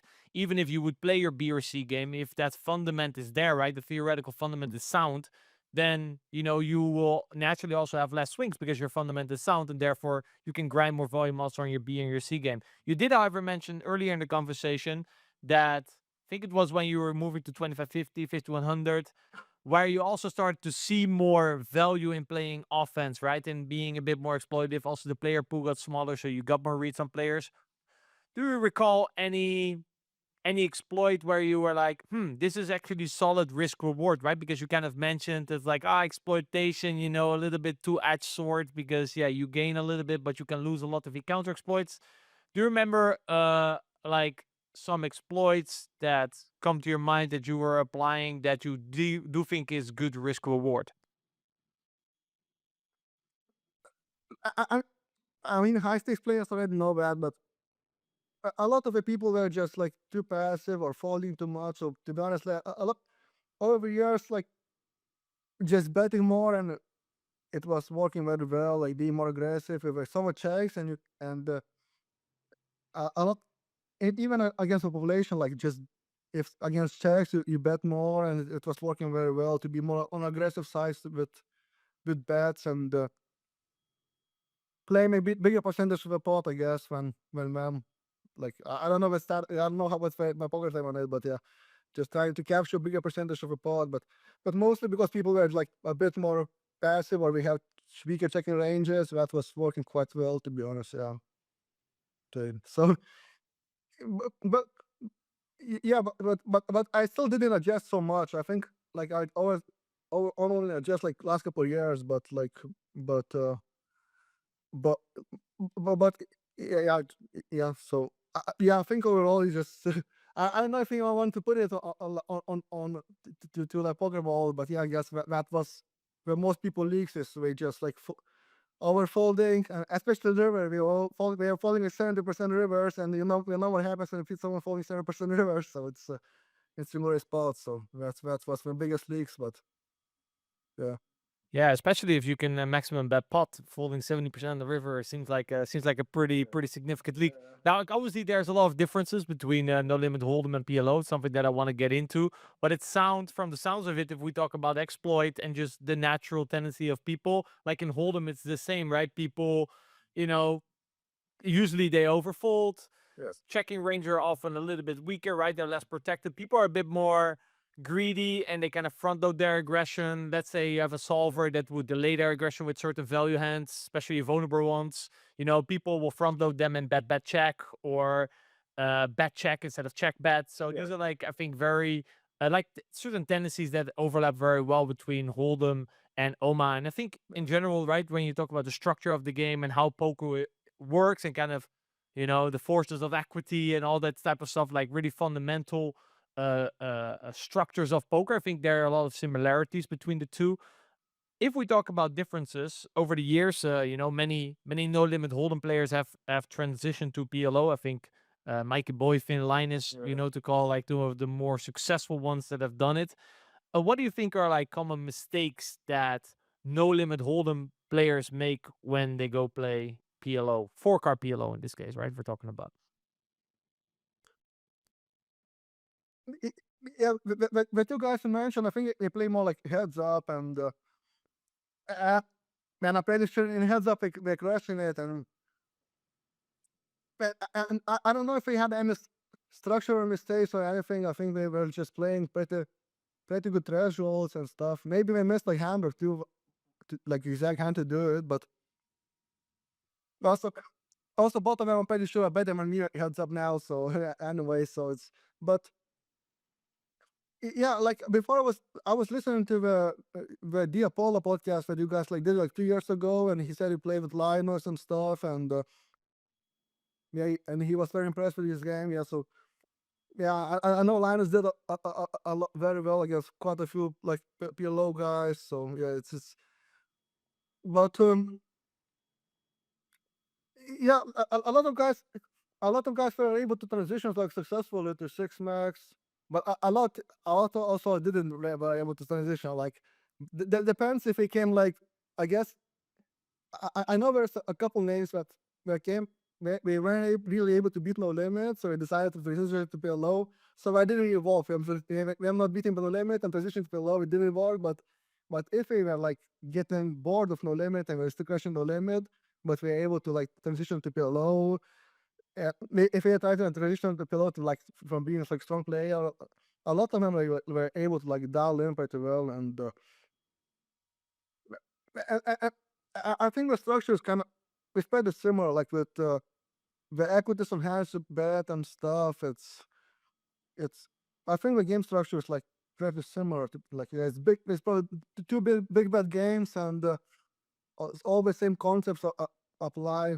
Like similar, you just need to figure out maybe slightly thresholds or slightly blockers, and that's it. Yeah. Something that you said was interesting. You said, okay, if the guys were already crushing at no limit and they just got bored and they want to try PLO, these are obviously the guys that will do a little bit better. In there, there's also like a little lesson, if things are maybe not really going your way in your current format, sure, there is a chance that another format might just suit you better, but often than not, just changing formats because one format is not really working. Maybe you have to kind of change your approach towards poker in general, right? Yeah. Just switching formats is maybe not the solution. These guys that do switch formats and they didn't make PLO work, what do you think they usually get wrong when they transition from no limit hold'em to PLO? Why doesn't it work for some of them? Well, we probably already had some quite a bit like we had some weaknesses in the old game, right? We probably had good enough like fundamentals or structures or whatever. We put in less effort than our guys. So yeah, like if you like, I don't want to mention names, but some guys I know like also when like when people in poker stars were like there was like scripting days, so there's like like some bigger scripters, they have small win rate and no limit. I add another game PLO and transition, but they were like weakest players at the table still. So yeah, depends. If you love a game and you're very good in your game and I don't know how many PLO guys transition to no limit, but no, there's quite a few no limit guys that like try to play PLO, and lots of them had like pretty good success and they're very successful and they're good players. I don't know. So, but this is also I'm talking like 25, 50 plus, 5100. So we saw already, this is like high stick players and we've been around for a long time. So I'm sure we're just smart guys, and it's it's quite impressive how good we are some of them, yes. And to be honest, a lot of them probably played better than the PLO guys I was used to, because they were a bit better like fundamentally. We were trying to protect their checking ranges a bit more. We're trying to like defend everywhere, like one minus alpha a bit more so we had a bit less like just simple like how do you say, like simple like high level mistakes that you can just point and just take advantage of. So yeah, but You played mainly, or at least for the majority of your volume in your career has been six max. You also do play heads up PLO. When did you first start messing around with heads up, and which format do you like better, six max or heads up? I'm not really sure. Probably six max, because just relatively I'm better at six max six max than heads up. But the thing with heads up tables, like when I remember I was moving up in Poker Stars, because my most experience when I was moving up to 2550, it was on Poker Stars, and back then we still had like we still had like a heads up tables, and each stake you had like six open, like it wasn't king of the lobby, but it was like like 2-4 stake, and you have like 6 seats open. So I was already trying to hop in to everyone was like waiting. There was like 50 people waiting, 50 tables waiting at the tables for like guys to show up. So I was trying to bounce off my weakest players. I was already like thinking, which one is the weakest one of this, maybe? Like, so you see who is not playing who, so I was trying to bounce them off or like play a little bit. So I was always like mingling between both games, because I knew a heads up, like you don't play so many hands, but the win rates are so crazy. So like if you get like just a recreational player come to have fun with you and just play, so it's yeah. So basically my whole career I was just bouncing a little bit, but about trying to jump into heads up and study a little bit, study thresholds, but and play some regs too. But yeah, like I was never never really on the top guy. Maybe like a couple years ago I was almost like getting maybe like top 5 or something, but yeah, but it's also hard to transition between two games, because you cannot just study six max and put all your energy playing six max, but also like study heads up. It's like it's too much to spread around. But What are the biggest adjustments you have to make if you transition from six max to heads up? heads up just wider ranges, and from heads up players I hear themselves, like I think heads up guys like they're more happy to play like against your opponent, maybe like find the exploits more, like adjust to the dynamics. And in 6 months, I think like you always. I think there's like you have slightly more players to pick, so you can. For me, at least for me, I could not like. Oh, I know I have 20 players to your player pool, so you have I played a couple tables. I can remember, this guy doing this on this, but on most situations, I'm just gonna go automatically, because I'm not gonna. If I'm playing 4 tables, I cannot really remember. This guy on turn, so it's kind of hard to remember, everything, or like so. Yeah, I think heads up, you can just maybe just focus maybe a bit more on your opponent, just his tendencies and some adjustments, and how you and his game matching, and yeah, I guess also a bigger differences. I know he also play way more hands pre-flop, so yeah, it's different. Like I don't know, he's playing 85% of hands pre-flop instead of 6 max, but the rules are the same. So I don't know, it's the rules so the betting rules and everything is the same still. I saw you dropped a power ranking on 2+2 not that long ago. On this list, you ranked yourself second at 6 mix PLO and only Las Buitas, aka Oma for Rolls, which you have been mentioning as well, kind of succeeded you. You put it in first, and for heads up, it was Barry Sweet, who for you was clearly the GOAT. What is it that makes you rate these two guys as like the best? And what makes them the best? Like what do they do differently than the rest that makes them so so hard to play against?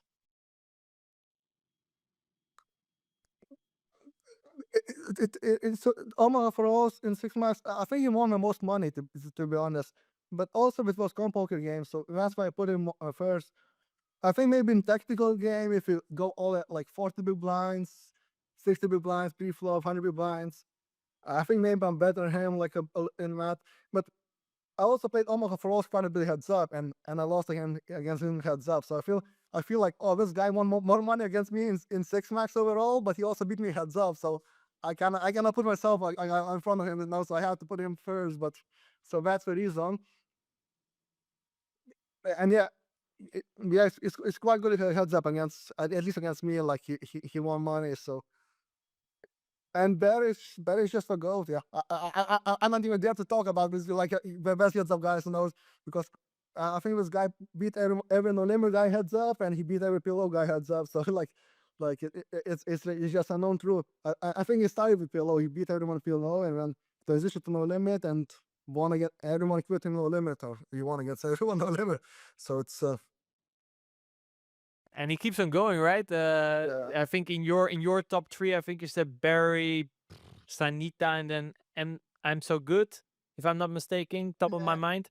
And then these three guys are battling it out with each other. They must also have like a very, very, very competitive mindset, right? They must just be sitting there, waking up every day like, oh, they must be living their life, man. They must be enjoying this. yeah, we also I know like Sanita's younger guy at least, but I don't know. When I was moving up, I know Barry was already like at a high stage when I was moving up, or playing like 2-4 or something. So I don't know. So this guy's like for 10 years, he's just beating anyone down. It's like everyone comes, anyone wants, anyone can get it. So it's kind of, yeah, it's pretty amazing. I don't know. It's pretty like intimidating to like even like consider playing him. Not that I could play because I know there's like 7 guys in front of me that I need to beat first to get right. But yeah. Throughout your career, you already mentioned, be prepared to work on your game, you study, you surround yourself with the right people. You mentioned solvers a couple times.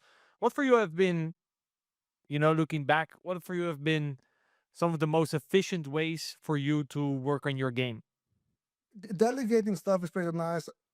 I know for the lower stage guys, but just moving up, it's not very easy to do that. But yeah, basically throughout most of my career, I had like two full-time coaches, and even thought I could do everything with solvers myself. Like I know how to run solver, know how to open sims, everything. But I still had like one guy. So basically, this theory guy, he was coaching theory, but he was poker player himself, so he can go to your database, he can look up hands, he can narrow spots, he can see, oh, you're not winning here enough, or whatever your percentage of winning hands here is not enough, and then he can find it. He can give you drills to plug in those leaks. So I was paying him small percentage of winning, so he did a very good job on me. But also like another guy, he was like. Before that, he also playing PLO, but slightly lower. But he was also like coaching side, so he quit coaching side, and he was coach on a coaching side. So he just basically would run sim for us and would make us presentation. So like, oh, I quit for session, and I know like he cooks like maybe one video and or like video on Excel a week, and every week or twice a week, and I just watch like one video of 1 hour video, but that hour is like probably like 5 hours of coaching, so like it's like narrowed, or like you have 6 marks, cut off situation, or cut off against big blind, out of position, to turn river for both players, you go button against MP, like and so yeah, dedicating a little bit of your stuff to, like, for other people to do it, like if you can do, because like before that I was watching some of the coaching videos myself, but like since I was like 21, 22 years old, I think I can do all this thing like better study myself, but also if I can delegate it, my time, like just pay someone to do it for me, and I didn't do it by myself. Like some of my friends also to find it like some with coaches, and it's good for them. We're getting like paid, but we also play like a bit lower, so we also learn from what you're saying, what your mindset. So yeah, I so just delegating some of the like coaching stuff was very useful, because if we can like narrow like five coaching like or over running sims and like preparing to just narrow down like 5 hours of work to 1 hour or something, and you just watch it. So it's like it's much more condensed, and like I know I think it's much more efficient. And I probably might get a lot of hate for this, but yeah, that's the way I did it. So it's, I don't know. I mean, this is definitely next level smart. I don't think I've heard anyone mention something like this on the podcast. So from what I understood, maybe for some people also listening, maybe they play mid stakes and they don't have a coach, and now they hear like arguably one of the best, if not the best, six max PLO player plays the highest stakes. You said basically throughout your career you always had a coach, and it seems like, is it also like some accountability? Basically, it sounds like you just send him over your hands every month. He just runs it through his database check and kind of sees if your game where your game might slack off. So is it also like some sort of accountability slash awareness? Because like often, we might find out a leak, but we find out pretty late, right? But with having this coach full time, it seems like they can make sure that you stay on the right path. Yeah, and there is still a lot of situations like to study. So I have 6 months to study. I want to study heads up. I want to,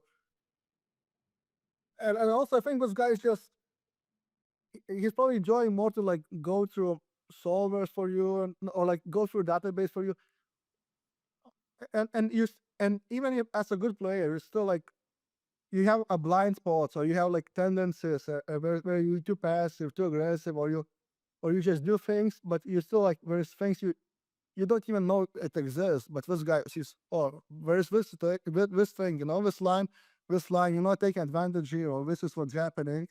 And when also if as the same person can just also give me drills to that same situation, I mean, you're just going to improve quite fast. So yeah, like I could if I didn't have him, I could research it myself too, because like I know how to run all the things and stuff myself, and look up database, I guess, but or hold the manager and stuff and go through filters. But if someone can do it for you, I mean, I was able to find someone to do it for me, and I think the guy is actually smarter than me. I think if he had to play chess or something, with the learn. So I think he was smarter. If he did like 2 years, I think the guy is smarter than me a little bit. So it's, I mean, it's quite impressive. You can have someone smarter than you, but maybe doesn't like, maybe he has anxiety for poker or something to play himself. So he can do it for you. I mean, it's I think it's like big edge, but so it was pretty nice. I mean, I'm yeah. So it sounds like, obviously, in my head sounds great. Let's say, for example, I would have Linus review my hands. That would be great. That's usually what people think about the coach, right? They think, okay, I need to find someone who plays higher than me, who's better than me. But obviously, you're already one of the best, and you're playing already super high. So you will always have to sort of look down the stakes to find a coach. But it sounds like what you're saying also is that people kind of get that wrong. Maybe you should look down the stake, and there's guys that might even be better than you, or maybe at least better from the study side, or like you said, they like the strategy side way more than the playing side. Is that kind of how you teamed up? So you might think that this guy maybe has more potential to be even better than you, but he doesn't like to play, or his performance habits suck, or like I said, he has anxiety around playing. Is that like how for like our audience listening, and maybe for me myself as well, like if I try to find someone like that on my team, what is the type of profile that I'm looking for? I think the way I justify to pay, I think I paid like 20% pieces throughout my career to these coaches. I don't like, there's a couple other guys, but we didn't play so much. You play lower stakes, but sharing the same coaches. But I think the way I justify it, or like I say, okay, I did myself how efficient I can be, and I think, oh, we probably by having them, maybe my yearly fee is like 40%, or something. So for me, like, oh, first late 2020 or something, 50, so 20% or something. So yeah, I always think that, but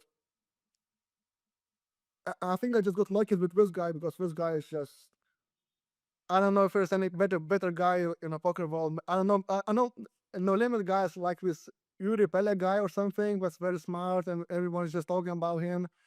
So so I guess I just found a guy, but that's not on like YouTube, or not so popular. Maybe it's just, or maybe he just loves the game of poker, like in a theory aspect, but he doesn't want to play so much. But yeah, he was always just happy to like coach and answer questions, and was always curious, and yeah, the guy himself probably smarter than me, so like it's just a perfect opportunity if he doesn't want to play himself, but and he can get paid a couple $100K a year or something from coaching, and I make a couple million. So I mean I mean I think it's like it's it's plus to be deal for both. So it's I don't know, yeah, what to say about it more, but it's, yeah, it's No, it sounds like maybe some luck. I don't know. It's it's probably quite a bit of luck, maybe.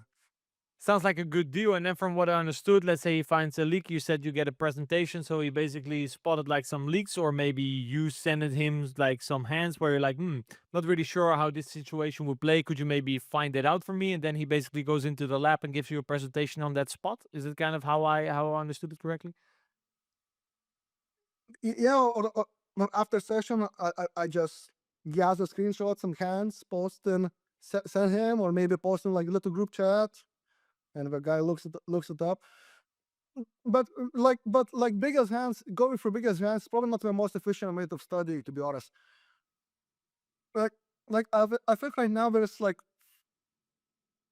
in PLO, like I don't know the names, but I think we're online, like we have like online we have drilling situations, we can open like cutoff against big blinds. So so if I didn't have a coach, I think I would just go like drill a lot of situations, like, and I would start from the most common ones, like single raise balls, like button against big blind for both positions, button against MP, and then single raise and free bets, those type of situations, and I would just drill. But yeah, but like a couple years ago, also all these servers like are kind of slow.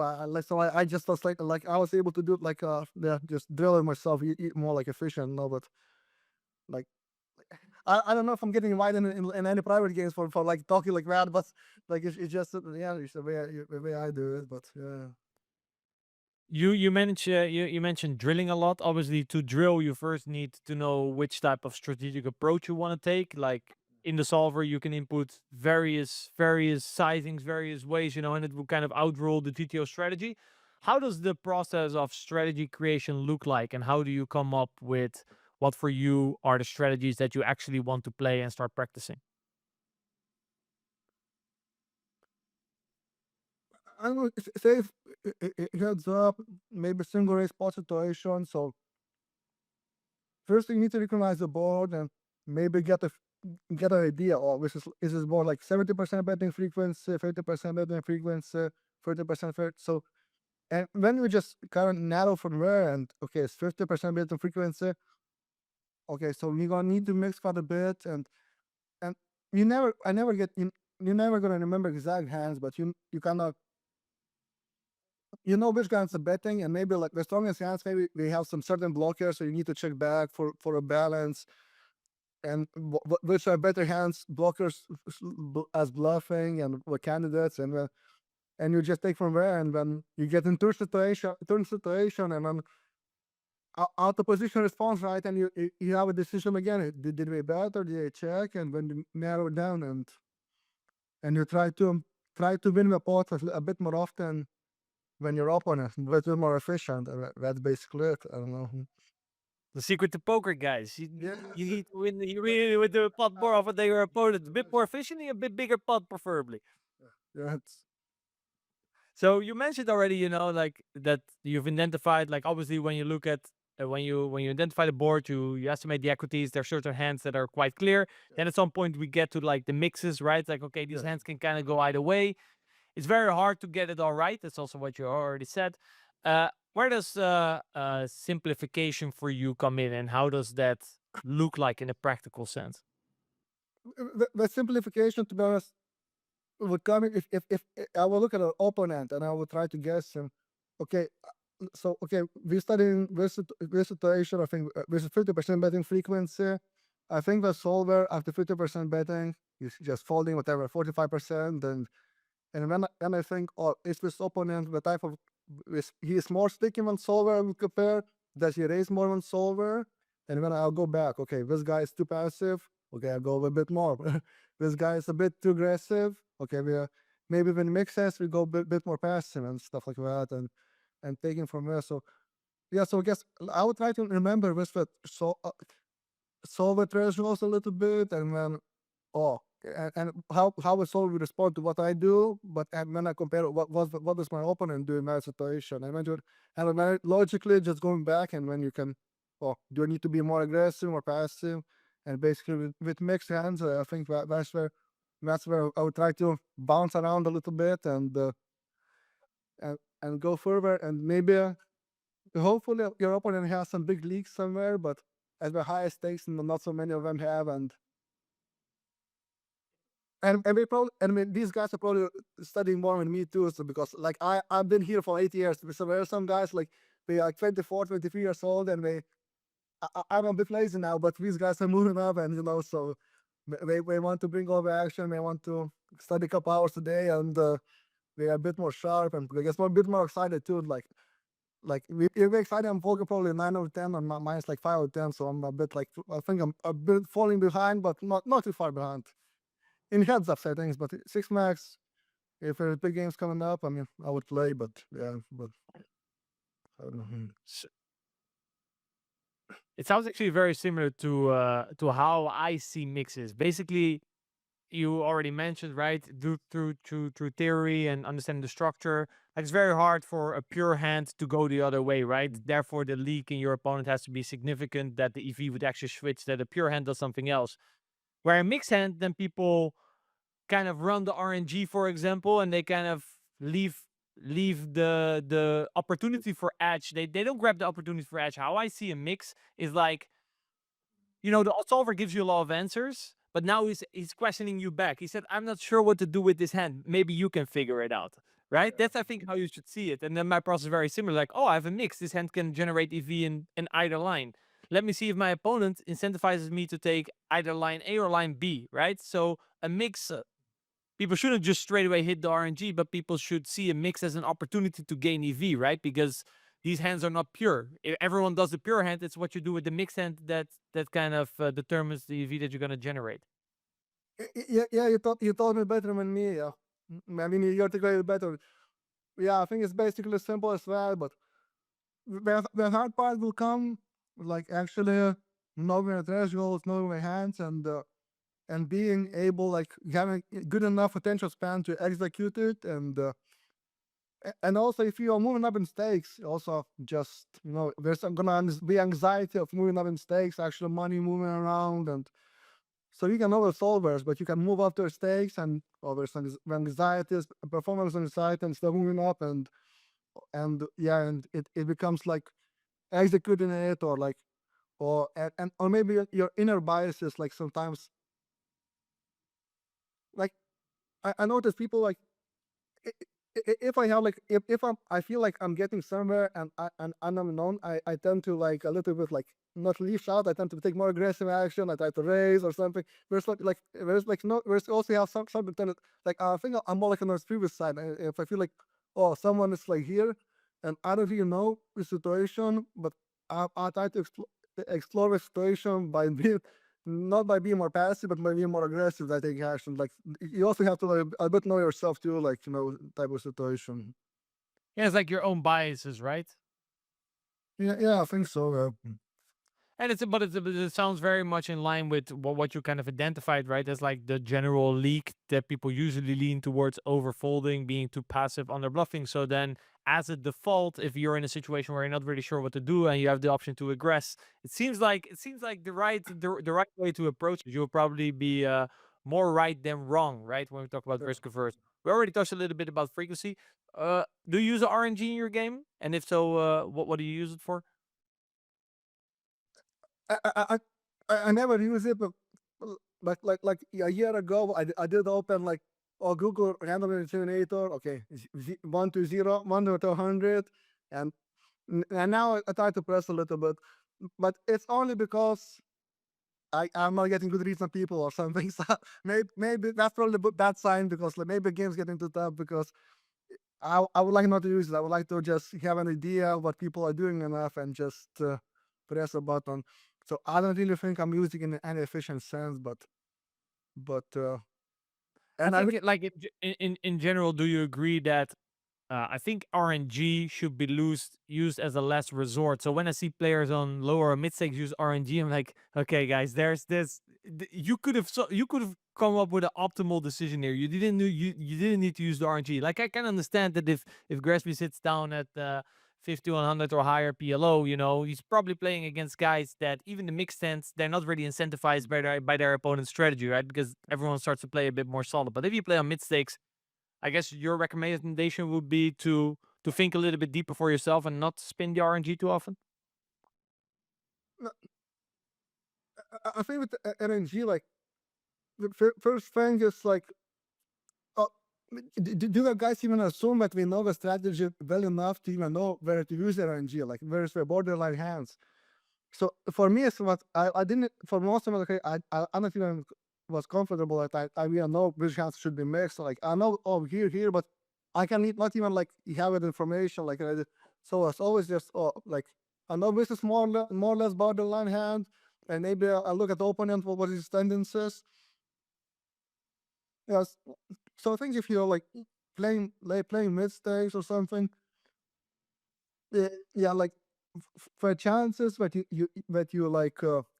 That you know the strategy good enough that to be know which has some mixes are pretty low. But like yeah, but if you try to figure out your hand and you're probably much better trying to look at your opponent and ask the question, yeah, is this guy like calling too much? Is he folding too much? Is this taking? Is this guy raising a lot of hands? Is he never raising hands or like never check raising? So I think these are the better questions to ask and then try to figure out your hand because yeah, like that would be my advice, I guess, for the people Yeah, I can relate and then sometimes I have a lot of experience coaching. We can maybe go into this if you have done some coaching as well, and what has been your experience. But like from my experience, then they say. Then I would ask this question, well, what do you know of your opponent? What do you know of your population? Blah, blah. They say, well, I don't know. I don't know. And therefore they end up RNGing. So, okay, well, if you really have no information, but you usually have some sort of information, right? You usually have, for example, your intuition. You have experience playing the game. But let's say you have no information, then okay, yeah, roll the RNG, but then mark this spot and spend your study time, or in your case, you would shoot your buddy a message, right? Hey, I don't know. I don't know if this hand should go left or right. My read on this situation, I don't have a read on this situation. Can you come up with a read? Can I find more information either on my population, either on my opponent that will that will allow me to make a better decision, a more informed decision in the future instead of RNGing at this moment? Do you have any experience, by the way, in like coaching players? I believe you did try to do like a little CFP a little while ago. Have you been taking some students on? What's the situation there? yeah, but that reminds me also like a little bit about previous team you talk about the NLHE. Yeah, like I could not agree with you more. Like, yeah, if you don't know the spot, like there's just also the way I was learning like pre-flop when the first solvers came out, like solver came out, we can solve a pre-flop. Like, okay, I solved it for the rake of my games, and when okay, I did some drilling, but when I don't really know, oh, this pre-flop hand, is it open or not? So I just take a screenshot and I take 1-2 days and I have like 20 pre-flop hands and I go check every pre-flop hand and I open EV. Oh, what's the EV? What's the correct action and the EV difference for folding or from how far away is from different action. And then just like, oh, okay, I did like for a 1 year pre-flop and then I just dial in pre-flop pretty well. So yes, so if you don't know the answer, you shouldn't just try to NNG it, but you should probably try to like get an answer, try to find an answer to the situation first. Yeah, so I would agree with that. And yeah, maybe just take Gaz's screenshots or a screenshot and just somehow folder it and then go back through the hands and try to learn it. You grew up a pre-solver era. I think you only started to use a solver. You mentioned after you were actually already playing high stakes. Do you remember your first kind of introductions to solvers, and what for you has been like a big aha moment when you started using solvers and that had a big impact on your game and that changed the way you approach it compared to pre-solver? I just liked the fact that everything interesting I would find in solver, it was all logical. Like everything in solver, you find, oh, okay, this is like new, but you can still like figure out logically, like simple steps, like, okay, he's raising here, but why? Because you go back to ranges, you go back. So I was always trying to pick up the patterns, and the biggest thing with solver, also the thing about poker, but I like it so much, but how much you put the effort is like it correlated very linearly, I guess, to your like it was not no there's no like no it was no superstition. You just okay, I'm studying, I'm getting better, and I could answer his questions. And yeah, man, first my monkey solver, which most people use for PLO, came out. It's like yeah, we started running boards like I started running boards like and pre-flop and everything, and yeah, the nicest like answer was like, oh, you can recognize the patterns and everything was everything you can figure out logically. And when you learn the patterns, you kind of can use it a little bit universally for situations or recognize situation. Maybe you didn't study that same situation, but you kind of start recognizing it a little bit more and more and stuff. Yeah. So that was my biggest, I guess, aha moment. So I would look at solver, but I also try to figure out logically why it's doing that, what the range is, and yeah. But So like you already said, universally, you were again looking at the solver not to figure out if you played your hand correctly, but you were looking at it at a bigger picture, like the structure of poker. How does this tool add to how I understand the structure of poker? yeah, because you're not gonna study every single spot, but you're still gonna have to play like thousands of hands, and you're not gonna have to study every single spot. But maybe you can recognize like not I don't know parallels or what's it called or like similar situations, and you just oh this is different situation, but this is like what you studied, and the parameters of it are like kind of similar, so you can to logically figure out what more or less you should do with your hand, and so yeah, that part was very nice. In your conversation with Adam, I heard you drop the word feedback loop, which I understand as the process of improving as a player. How does feedback look for you, and how has it evolved throughout your career?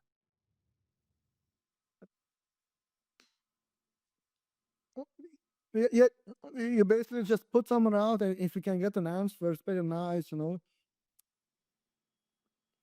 So I have a little bit like some studying partners, and sometimes like there would be like, oh, you may invite some friend to join it, but this guy like feels like, oh, he doesn't really want to read it or like keep up with it. But if you can help someone like maybe mistakes guys, maybe we can find some friend to like study solvers together, and then oh you just ask questions, you expose hands, you try to find an answer, and when you get feedback to that hand, or you kind of recognize the patterns, and maybe you forget about it, but your friend reminds you, and keeps you to that place, and but the nicest place is if you can find like I guess a back like some kind of structure where you don't need to go back really, or if you fall back, you fall back only like 10% where it was, but it's very fast to come back, and you can just build on top a little bit, and I guess, and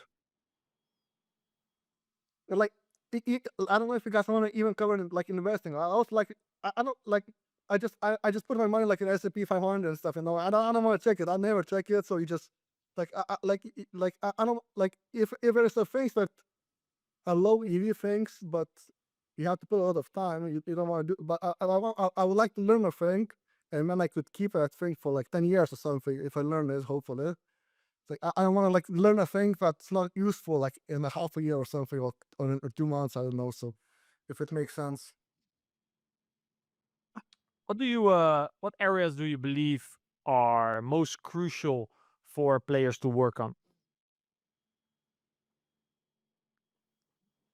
Every single aspect. Like I never started this, like I never really struggled with a mental game, I think, or like tilt or anything. But if you have tilt issues, you definitely need to like make sure you're not like make sure most of the days you're gonna keep your game like to A level or A minus. You don't want to just jump to C level games, but yeah, just try to study games, like keep up. Don't tilt too much. I guess sleeping good maybe is good. It's something you should do. But exercise, diet, are also very important. But I mean, if you go to poker, like also like I don't know if there's people that study 10 hours a day, but I don't think you need to study 10 hours a day. Like maybe it sounds like I studied a lot of hours, but I probably study like maybe I don't know 200 hours a year or something. So it's not so much. Like it's 200 hours a year is maybe what it's like 40 minutes a day or something, like from a career. And even last couple of years I didn't study so much. Like, but also, but if you learn a little bit of structure for poker game itself, like, oh, what's what are the rules? Like, okay, if your opponent is betting, what's the responses? What's the bet sizes? How much you need to defend against it? And who has the better board, maybe? And maybe after that you can build up a little bit with solvers and stuff, but and maybe learn treasures with solvers and adjust to your player pool and figure out how player pools plays, how maybe some reads on opponents. Yeah, but probably also like a lot of poker players should try to dial in like the off table things, like get your diet right, I guess, and sleeping patterns, because without the performance, but without feeling good, I mean, it's hard to gonna keep up a month of playing, like a year of playing. I don't know. I feel like off the table work is at least 50% of what brings a success to a poker player. You obviously you've met a lot of poker players along the way. I think you gave one example of a guy whose game selection was very poor, right? He just kept on sitting 3-handed 10-20 versus the best at that stake. Well, that's not really an ingredient for success. In your in your surroundings, looking at people that didn't make it, what are like some common trends that you saw why players failed and you didn't? To be honest, I had a little bit falling off with my friend group a little bit, but it's for a different topic. But one very interesting like celebratory thing is that the people that met like 8 years ago, there's like 8-10 people, everyone like made it. Like, so so it's like not a single guy didn't made it. Like this guy, but I was talking about, I didn't meet him in real life. We talk on the internet, but every single guy I met, it's like basically for the same circle. But not everyone was like GTO or something, but they all we didn't like, or didn't study so much, or didn't like, he had like a mindset of like technical aspect mindset, but everyone really made it from that circle. But Is it the power of is that the power of just being around the right people?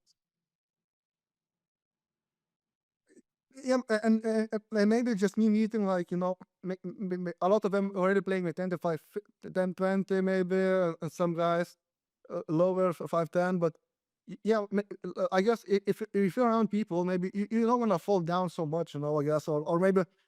Or if you have 10 people around you, you want to still find the feedback, and if you respect someone, and maybe you can have smaller group. But if you think, oh, this guy, if he has like already like four out of things going on, like he has good diet, sleeps well, he studies, maybe it doesn't like just play completely games out of his league, and he wants maybe say young too, like 24 years old, and he wants to keep up here, like, oh, I want this to be my profession. Maybe that's the right person for you to be around. Then you find one or two or three people around like that, and you probably can give each other help, I guess. But yeah. Yeah, I feel like if the environmental factors are set up right, then technical game is something you can work on, right? Unless someone is very risk averse and very biased towards passivity and just Yeah. cannot aggress and just cannot deal with kind of the gamble aspect and the risk aspect. If that if there's not very clear sort of restrictions or objections there, then I think the technical game, everyone can kind of learn. Are there any that in European are often overlooked or underestimated ways to increase EV as a poker player that come to mind? Like some maybe unorthodox things that people don't necessarily think about straight away, but that are in European very good to increase your EV? For example, you actually mentioned in the beginning, right, about the outsourcing. I think you talked with Adam. You outsourced a lot of things. You talked about adjusting sleeping times based on when games are best. That's definitely, I think, one that we don't hear very often. For example. Yeah, my friend wrote it, but I'm not sure if I really did it, like, to adjust it. I think that the games were the best at night, but I also like to go out partying, so my schedule was already like late enough, so I go to sleep 5 in the morning and wake up like noon or something. So I don't know if I did it deliberately, but yeah, night hours are a bit better to play because was like historically was like more games because a lot of people like just play more like evening night hours in Europe. So yeah, for me as a young guy without a family, without like any kids, I don't need to wake up early. So it was pretty convenient for me to just play like more like evening hours, night hours, keep up quite a bit of work. But yeah, maybe if for your games there is like a place you can move, maybe Thailand or something is better scheduled, or or, or maybe there's like heads up lobby and like there's 12 hours that like people occupy with heads up lobby and you cannot sit down, but you want to play heads up. So maybe I don't know, if you're in Europe, you can change your schedule completely to like different 12 hours difference to Australia or something, and maybe you can just if you can like afford living it, of course, but like the expenses and everything when traveling. But maybe you like take 5, 10, and 20. Just okay, I want to play heads up, but this is like the dynamics are too hard. Maybe you can chase 12 hours. I mean, that would be like very beneficial to like. It's almost like a game selection too. It's it's like also a lot of effort I would put throughout the years, like is to be able to like sit down tables, like 6 max, like for 6 months you will be able to sit only 1 or 2 players per table, and usually with the creation joins and as say for poker stars, and it was like okay, there's like 3 or 4 seats open, so those getting taken, and it was like 10 people on a waiting list. So if you're able to play like free-handed, heads up a little bit, yeah, I was always able to like get in the games, but there's people if you're yeah, yeah, I guess you need to also be able to get in the games, like, so that's also like it's not a straightforward aspect of just I don't know. It's not even with just completely skill. I think some guys I heard like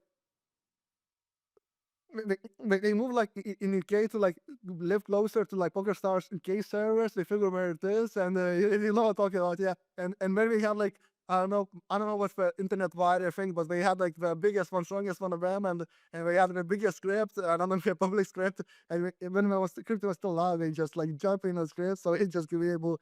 They were the best players, but they were able to get in all the games, so they but I think like now it's not really possible. I think poker sites remove that time of auction. You cannot really do it anymore. But yeah, you need to figure out an angle to be able to get in the games and find a way to make some money. I guess.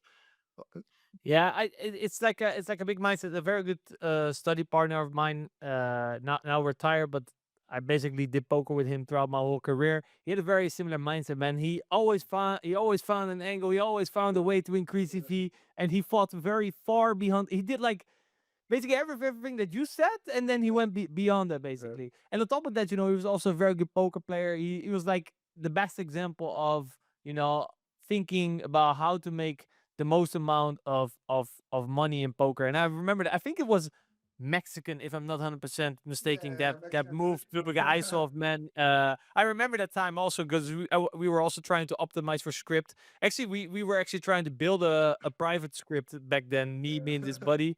And I remember it was almost finished. We gave him, that was a German guy, remember? Was a German guy. He built it for us, almost finished. And then we showed him like a site, a similar something, like to give him an idea. And I think he was like, hey, wait, they charge like $500 per month for this. When it was done, he went away. We never got our products. And most likely, he just took the product, went to the market, and made a lot of money. That's why. So a little bit scammed on that. And then afterwards, actually, I was taking the subscription of a German guy. So maybe it was him. That would have actually been quite funny. But I remember back then, yeah, that was part of your consideration. Internet speed, like scripting and all that type of stuff. Yeah, you were very busy with a lot of other things than necessarily just improving technically in order to make more money in poker. Adam, in your opinion, what is something that's often overlooked or underestimated that's actually a great way to increase your EV as a poker player? I think Grazvis actually covered a lot of the ones I would cover as well in terms of the lifestyle and the way you show up.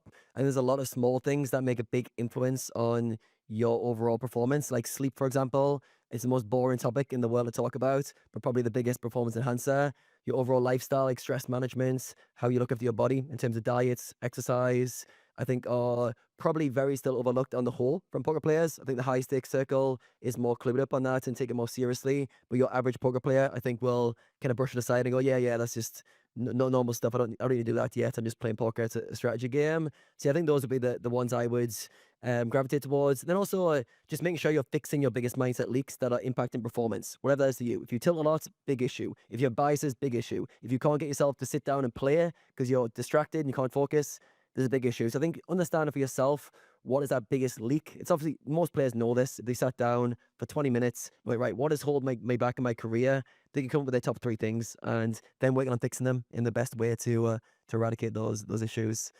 Yeah, and then as well, on top of that, if they already know it but they don't fix it, it's probably often that they're like, for example, like you said, at high stakes, people, they approach it in a different way or they approach their health in a different way, right? They're trying to show up the best way they can because they have tough opposition. And then often if they know at mid stakes, like, oh, I don't take my diet so serious, I don't take my exercise so seriously, but that's because I play mid stakes and mid stakes is easy. Well, guess what? If you don't change now, right, you have to start acting like a high stakes poker player when you're already at low stakes. That's the only way you can get to high stakes, right? You have to become a high stakes poker player first, and then you actually get to high stakes. It's not like, oh, when I reach high stakes, that's when I will start take care of my diet, or that's when I will start to take care of all these things. No, you have to do it now.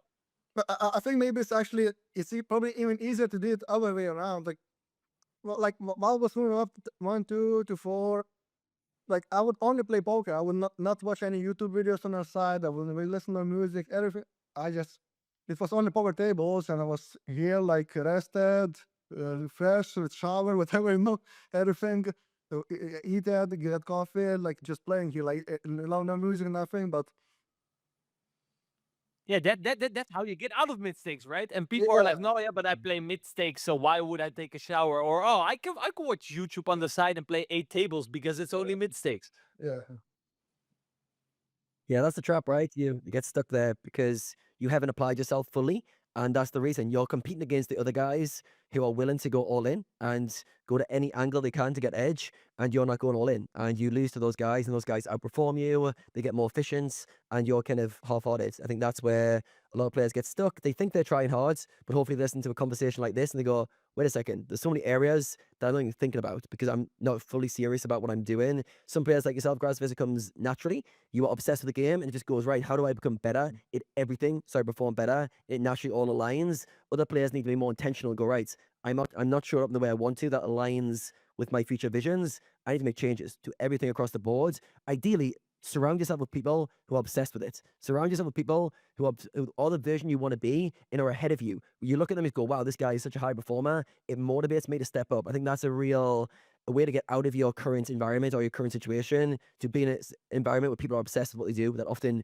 as Grazvis mentioned, will rise your bar and stop you falling lower when things go astray. So I think that's a good reminder. So you mentioned, Grazvis, when you're talking to Rene, about, I think it was about exploits. You were talking about these merge ranges and when you basically have to go for a frequency play. And you mentioned the importance of having a good attention span in order to execute your strategy. So I'm curious to know for you, you played long hours, you played a lot of volume in your career. How do you make sure your attention span is really sharp, your focus is high? Does it come down to these lifestyle factors, or is there any other things that really help you to focus at a high level? Maybe I have like some like OCD thing, I don't know, but always on the poker table was like I could never let like, or maybe it also comes down to like a fear, of like maybe not making mistakes, not focusing enough. So I know I reduce a little bit more energy per every single hand, but I was always like trying to keep up, like or like like a lot of people like join on a table, like other ranks, like we join, and it feels like, oh, I'm here to maybe just target or this recreational player, or I'm not even caring, I'm not even curious about these topics or this situation. I'm letting it go behind easily or something. Whereas I was always like just looking like it, and it like, how do you say, from the standpoint one, and I was like always trying to, well, whatever, I'm flop turn, I'm keep trying to keep up. What's the ranges, what's the action? Okay, river, I know, okay, this is the ranges, what's happening, and this is response, how I respond, how much I can I adjust somewhere, and what's the proper amount to adjust? Do I want to adjust like max exploit, or maybe exploit, or I choose 1/3 max, but I still capture like 80% of VV, and you're always just like, oh, this is happening with this player. And it was also maybe just competition. Oh, I don't want to let this guy run me over or anything, so I'm just gonna keep it up, and uh, obviously there's some hours to get tired, but like even if I'm get tired, like if I'm okay, it's not like I'm watching movies on the side. I'm still like, even if I'm tired, or I'm just, this is my interesting, this is my most interesting thing. I'm just like playing a hand, and I'm trying to keep up because I know tomorrow will show up and I'll play the same guys, and I try to do better. But I already want to get the information what's happening today. Like I want to keep all the information what's happening. That was super interesting how you went through that. So you mentioned using more energy per decision and keeping your mind engaged. I think you went through about 5 or 10 questions for one spot to keep the mind firing, keep the mind active. I think this is such an undervalued skill set where a lot of players who've played 5 years plus, for example, will start to get bored. They mention autopilot. They mention, okay, I get distracted when I'm playing because they're not keeping the mind engaged. They're not firing away with question after question, depth after depth in every spot they're playing because they feel like it drains them. It costs energy and they go to autopilot. So for you, it feels like this is game. You mentioned OCD might have been the driving factor, but also like a obsession with performance. What I get from listening to you speak is a drive to perform at a high level. So is that the main thing that keeps the mind engaged for you? Just wanting to play the best you can? Yeah, it's just probably like natural competitiveness. You're probably competing with a couple guys around with your same level. Maybe like last couple years, like Omega for Alls. Okay, on ACR there's like we play 6 max, but there's only one person able to open sit with tables, and there's like 5-6 seats open. So like, oh, I don't want to watch the lobby, and maybe the segregation joins and I join after him. So now like the game stops and there's Omega for Alls and me, and we have to figure out which one is better between us.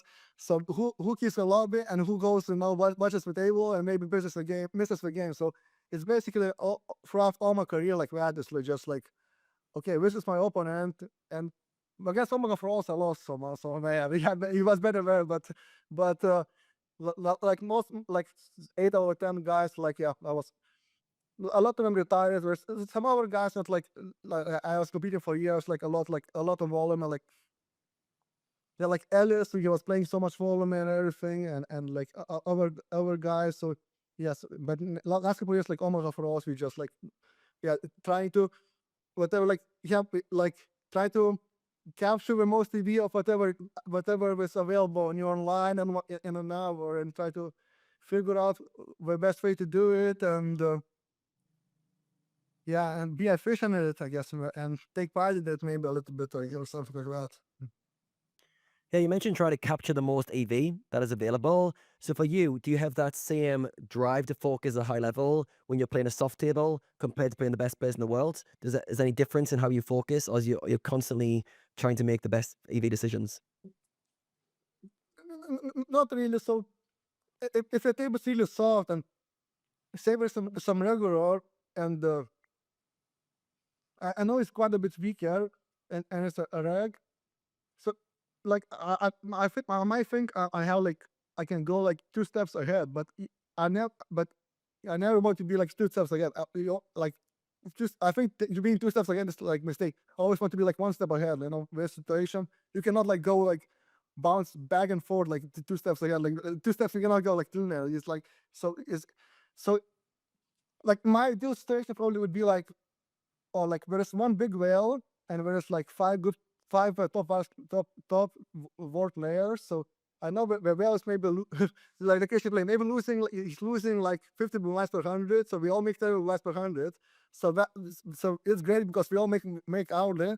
But I want our players to be like as strong as possible. So I can go like my full skill set, try to figure out like what's the lines we compete so much, and I can use all my skill set. So like my ideal game would be like, oh, it's like 6-hand game with one massive whale, but like 4 other players, like the best players available.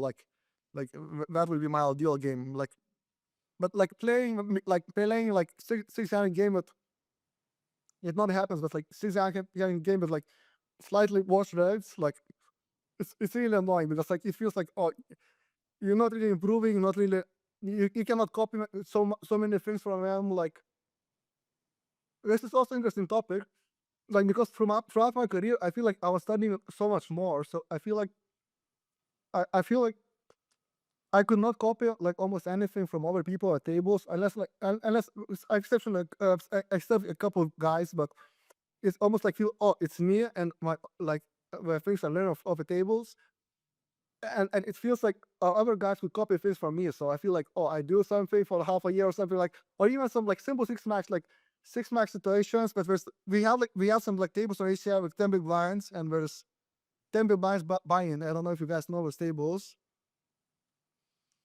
So we'd be like pre-flop dynamics, and we'd be like some extreme scenarios, and I solved it. I knew how to, yeah, but like, so I put all the effort, but like half a year later, everyone kind of catching up. So I felt for me like to study or to take quite a bit of effort or like mental effort to improve it. But I feel like it's also easy to like copy, but but you have to copy, you have to have someone to copy from. But if you don't, so like I feel like I was putting so much energy, but I couldn't really copy from anyone's, to be honest. But I can copy some things from like heads up players, but 6 max players, it wasn't many things to copy from. Like, you know, like I think my friends a lot of describe me like I'm a great sponge. Like if I see someone likes, if I see someone I like, what the person does, like I try to learn from it. I try to copy the thing. But in my 6 max world, I feel like I didn't have so many situations where I could copy things. I don't know if it makes sense. Yeah, it feels like you've got your own path and you've got your own way of learning that is unique to you. So copying kind of works from a learner perspective, but you can't just take what somebody else does and just plug it into your game. Yeah. You said that your dream lineup is 1 whale and 4 world-class players. Why is that your dream lineup? And how do you feel like you gain more edge in that lineup than maybe other players sat at the same table? Like I like 2 things in poker. The things I like is competition, and I like making money.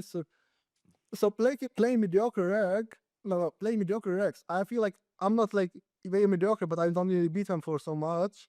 but I also feel like it's not so high competition. I'm learning, so that's kind of, it's like it's not exciting thing to do, but if I can have like one best well, just play, just give me money away, and I can have like four best players trying to compete for them, so I can get the situation with these guys. I can get the dynamics that this guy like playing with 50% MVP or something brings, and we go off solver trying to figure that out. So I feel like that's the most exciting thing. So you make a lot of money, but you also have like four other guys that you have to stay on the same level and try to figure out, oh, what's going on here?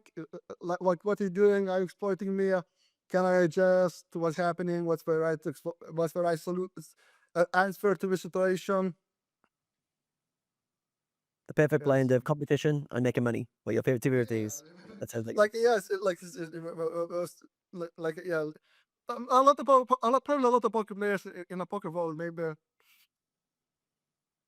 I feel like there's a lot of poker players, but they help. There's big population of people that only have one of them, so maybe they just like to make money, so they try to get in good games, they try to bump hunt. But there's people that they like I'm sure like Griffith, like Dear Paula that you guys had before like 2 years ago. I'm sure he's like a competition guy because he doesn't really try to bump hunt, he doesn't try to jump the tables, so he doesn't try to leave play many hours. When he comes to play, he like feels like opponent are gonna play him heads up, and then he have kind of similar skill set, so he likes the competition side, and he's just playing competition. Whereas I like both sides. I want to make as much money, but I also like the competition. So it's like I try to do more. So I just can't. A lot of times I'm just end up so like staying in front of the computer like 8 hours a day or something, 10 hours a day, just trying to get in games. But also if there's like competitive game, I maybe play it too. So. Yeah, it's interesting how you mentioned that as well, how some players just want to make money. Well, bum hunts will often do very well financially for a period of time, but their game won't develop at the same level. And all of a sudden, the game will probably overtake them when the games get tough. Then there's a guy who likes to rank battle and play tough lineups. He's probably not going to make the most money in his career, but he's going to get very, very good at poker. Then there's a sweet spot in the middle where you merge those two. You're very competitive, but you're always trying to make money. And you find that balance between the two, and you kind of optimize them both at the same time, which is the sweet spot for most players. I think look at most players and you honestly ask them, why do you like poker? It's like, yes, I'm competitive, but also I want to make money. I don't want to come out of poker in a bad financial situation. So yeah, I think there's a good balance there. All right, I want to ask some reflecting questions, like looking back on your career so far. You've had a long career. You started very young. What do you think has been the greatest contributor to your poker success?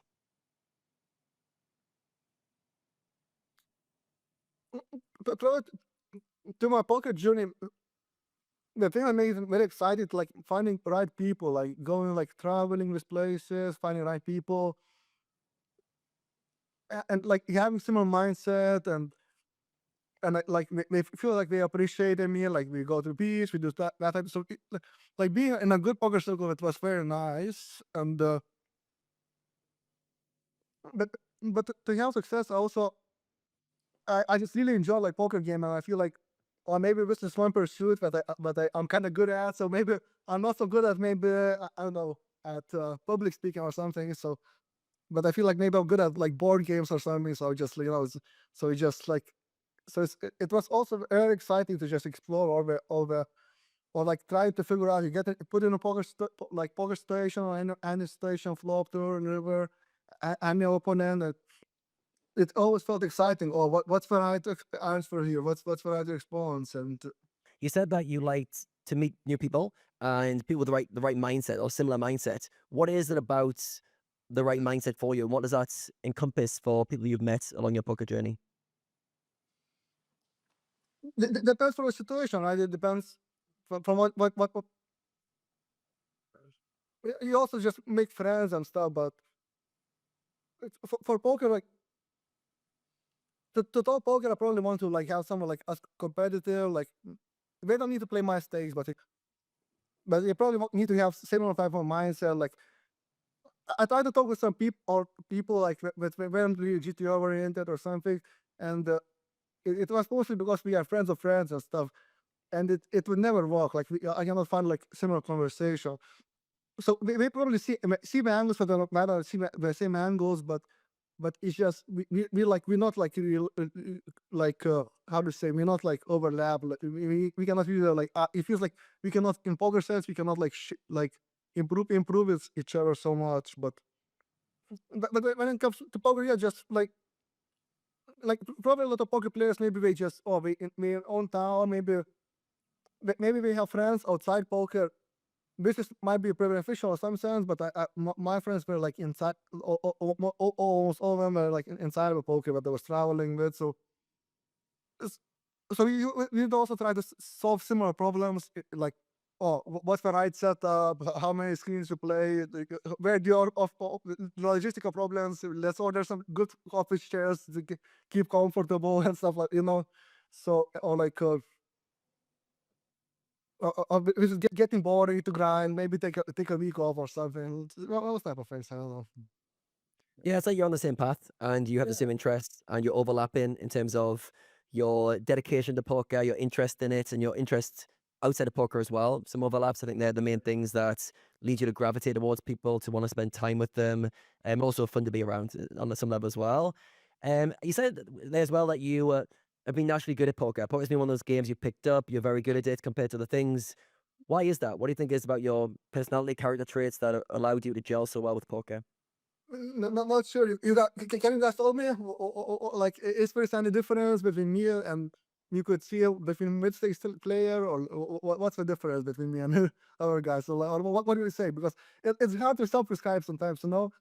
I just do my thing and I'm trying to compete whatever's my player pool or something. So Yeah, I get that. It is sometimes hard to stop and go, what has made me successful? It is sometimes easier to compare because you cannot even have blind spots necessarily, but for you, it's come natural. So when something comes natural, it's like asking a tennis player how to hit a good forehand. He goes, just hit the ball and it just flies down the line. So there's the element of just doing what you do and it's come quickly to you. I'll reframe the question from a different angle. To have success in poker, I think you mentioned that you need talent in our questionnaire to some level.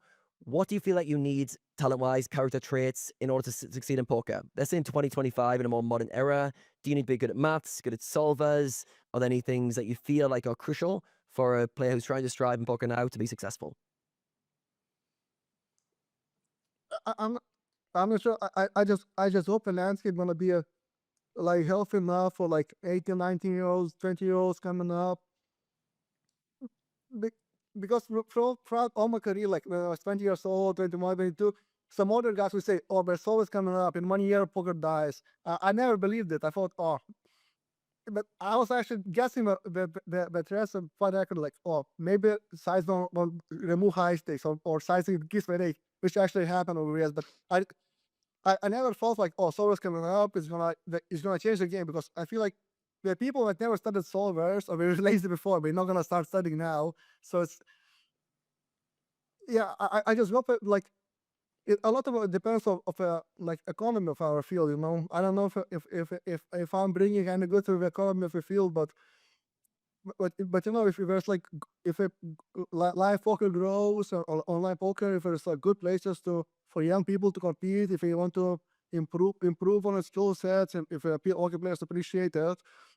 I mean, I hope the poker scene stays like available for people that were just that the rate is good enough, and you can go, and the games are soft enough, and there's not enough games running that you can have a chance to like grind out and 1, 2, 2, 4, 3, 6, and and make a living.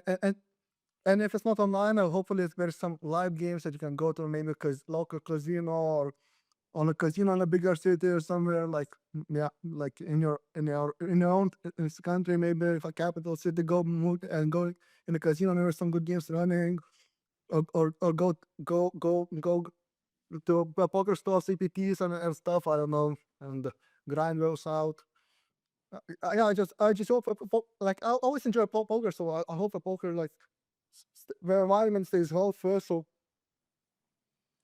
that people that choose to make a living out of this profession, they can just make a living, because you never know, maybe it's like the low stakes are like too hard, and there's like maybe everyone's just risk trap or something, but like I don't know if you know the dynamics, but or everyone just or the poker size just changed from poker tables to the some play against like a house bot, like a poker with a house bot or something. It's so So those type of things I think were are kind of big threats for poker.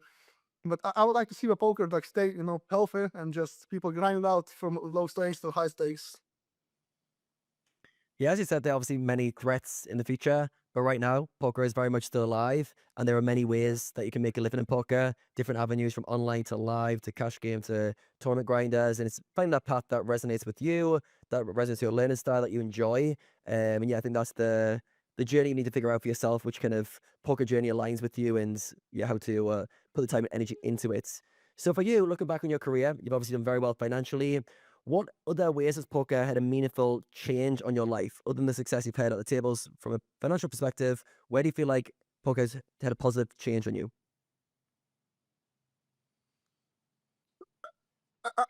I'm not sure I can translate many poker skills to like live settings. Maybe fundamental investing or something like area like that.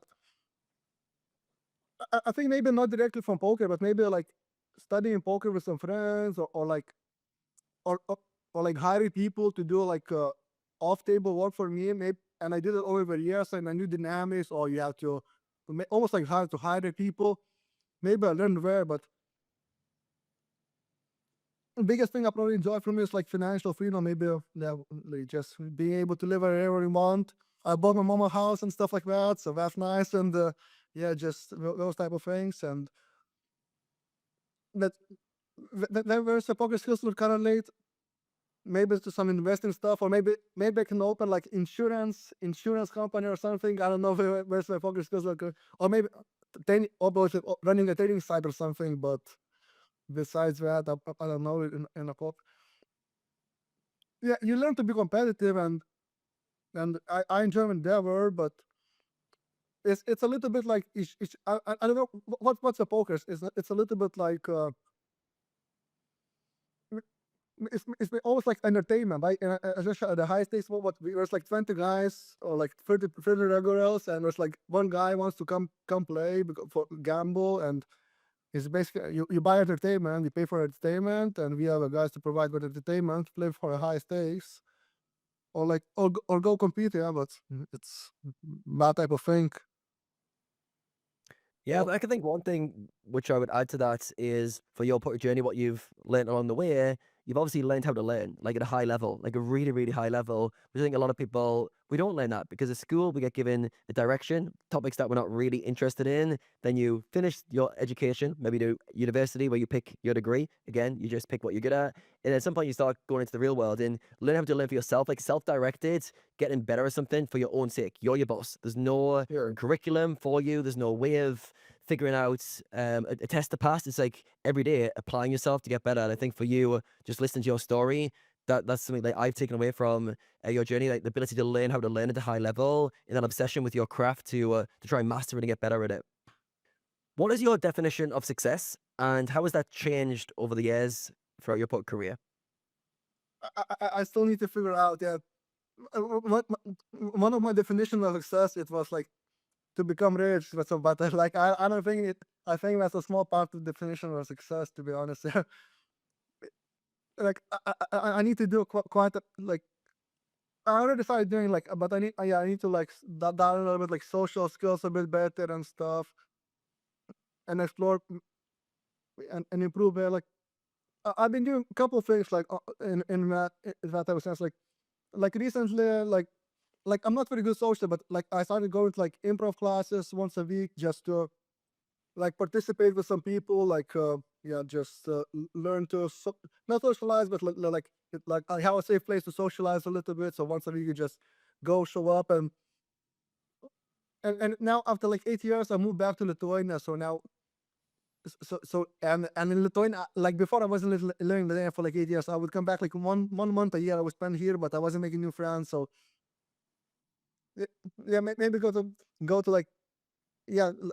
If to answer the question, yeah, like just I think there's so many like things to become successful, but so I think financial did quite well, and I know poker sense I can compete, but yeah, I need to dial in a bit better, like some other things, and like improve social skills, maybe some public speaking or like stuff like that, and yeah, and and maybe post poker career don't go to extremes because to high extremes because I think in poker you kind of it's very isolating and you just like kind of like, oh, this is one good thing, but it's like it was still very exciting for me, but it's kind of repetitive, or it's only like strengthening your one part of the things, but it doesn't give you too much in other parts of your lifestyle, I guess. The reason I like to ask that question is often success and achievements are very closely linked for a lot of people, but people like yourself who've had a high amount of achievements often think of it differently. They realize achievements one part of success, but it's not the whole picture. And like, actually, relationships matter. Actually, health matters. Actually, other areas of life also matter alongside it. And it's a moving equation. That's why I asked how it's changed over the years, because some parts of your life you prioritize certain goals, you achieve those and get success in them, and then other things come onto the surface, like you mentioned, more social time, more interactions, back to your home country to build more social bonds, more connections. I currently live in Bali right now. I've been here for 10 years, so I feel that like I've missed a little bit of that deep social bonds with my close peer groups. So I know myself that's kind of a little bit missing from my version of success as well. So just trying to figure out for yourself during these years what aligns with your current vision and how you make steps towards that. So that's why I like to ask that. All right, looking back on your poker career, what are you most proud of? I mean, I'm proud about my results, and I'm not sure.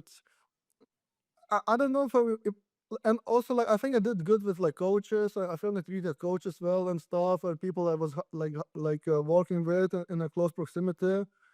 But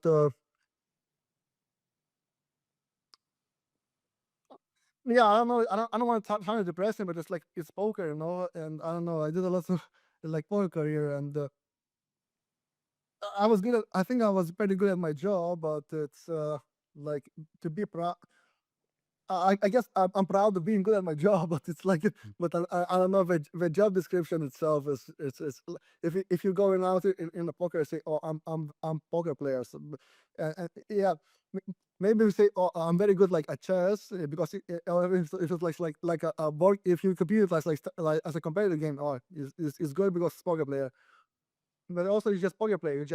You're a smart guy. You just in this profession, but your profession is just gambling, I guess. So it's like so. But I'm proud to be good at my job. That's what I'm proud of about that. Yeah, I guess. Yeah, great answer. And yeah, I think that's the thing, right? You've done really well with what you've decided to dedicate your time and energy into. It's funny with poker, isn't it? Because from some people looking from the outside looking in, they think it's more gambling orientated and like there's not much to it. Other people get really fascinated by how the strategic level, how deep it goes, and how smart you must be to climb to the top of the poker ladder. And when you're in it, you kind of feels normal for you. Just like, oh, it's just a game. I'm good at it, and that's that. But there's actually a lot that's gone into your craft. So for proud, you also mentioned results. And if anyone's seen them, you've got like some of the sickest graphs on all your sites, like multiple millions on ACR, Party Poker, Poker Stars. How much do graphs matter at this stage? Because I know a lot of players, they almost like fixate a bit too much, in my opinion, on having a pretty graph, on having a nice win rate, having a good amount of money, obviously, alongside that. But at the end of it, once you've got climbed the hill, and you've got those, how much do the graphs to you personally matter at this stage? It's still not a nice thing to show. It's still a nice thing to. It's also like it's just almost like evidence of being good at your job. But I just wanted it just to get myself a clap on the back, and that's it, just to whatever feel good about myself, something like a little bit. But it doesn't really matter how much I know. But it's it's a not. I feel I just wanted to slide it back, just to get myself a pat on the back, and that's it. But That's why, yeah. to be honest, I wanted to ask you guys a question. Like recently, I was making a call with some poker friends, and we were just because I knew I was gonna talk with you, so I wanted to just practice a couple hours of talking. So I called, and one of the guys was staying in Bali actually, and another place, and we played PLO, and he watched like 1 hour of footage of me playing, and now we kind of talking through hands, and we say like we play like 5, 10, and 20, and we say Oh, I think I will play in like 95% of your hands almost the same, and so it's just like within 1 hour, and it doesn't feel like different. I say, I think I feel. I say, yeah. I think you would. I think the skill set is not so much different, not so much different, but maybe just performance, anxiety, like because it was like 100, 200 games, so like 4 tables or something, and this guy plays for like 10, 20, 5, 10 or something, and s- so I think the skill set itself, like for 95% of actions, is like it's almost like similar, but like maybe like 5% or 10% of actions, and anxiety of stays, maybe that makes the difference or something. Yeah, so my take on that would be the details of those 5-10% probably matter more significantly than we equate to.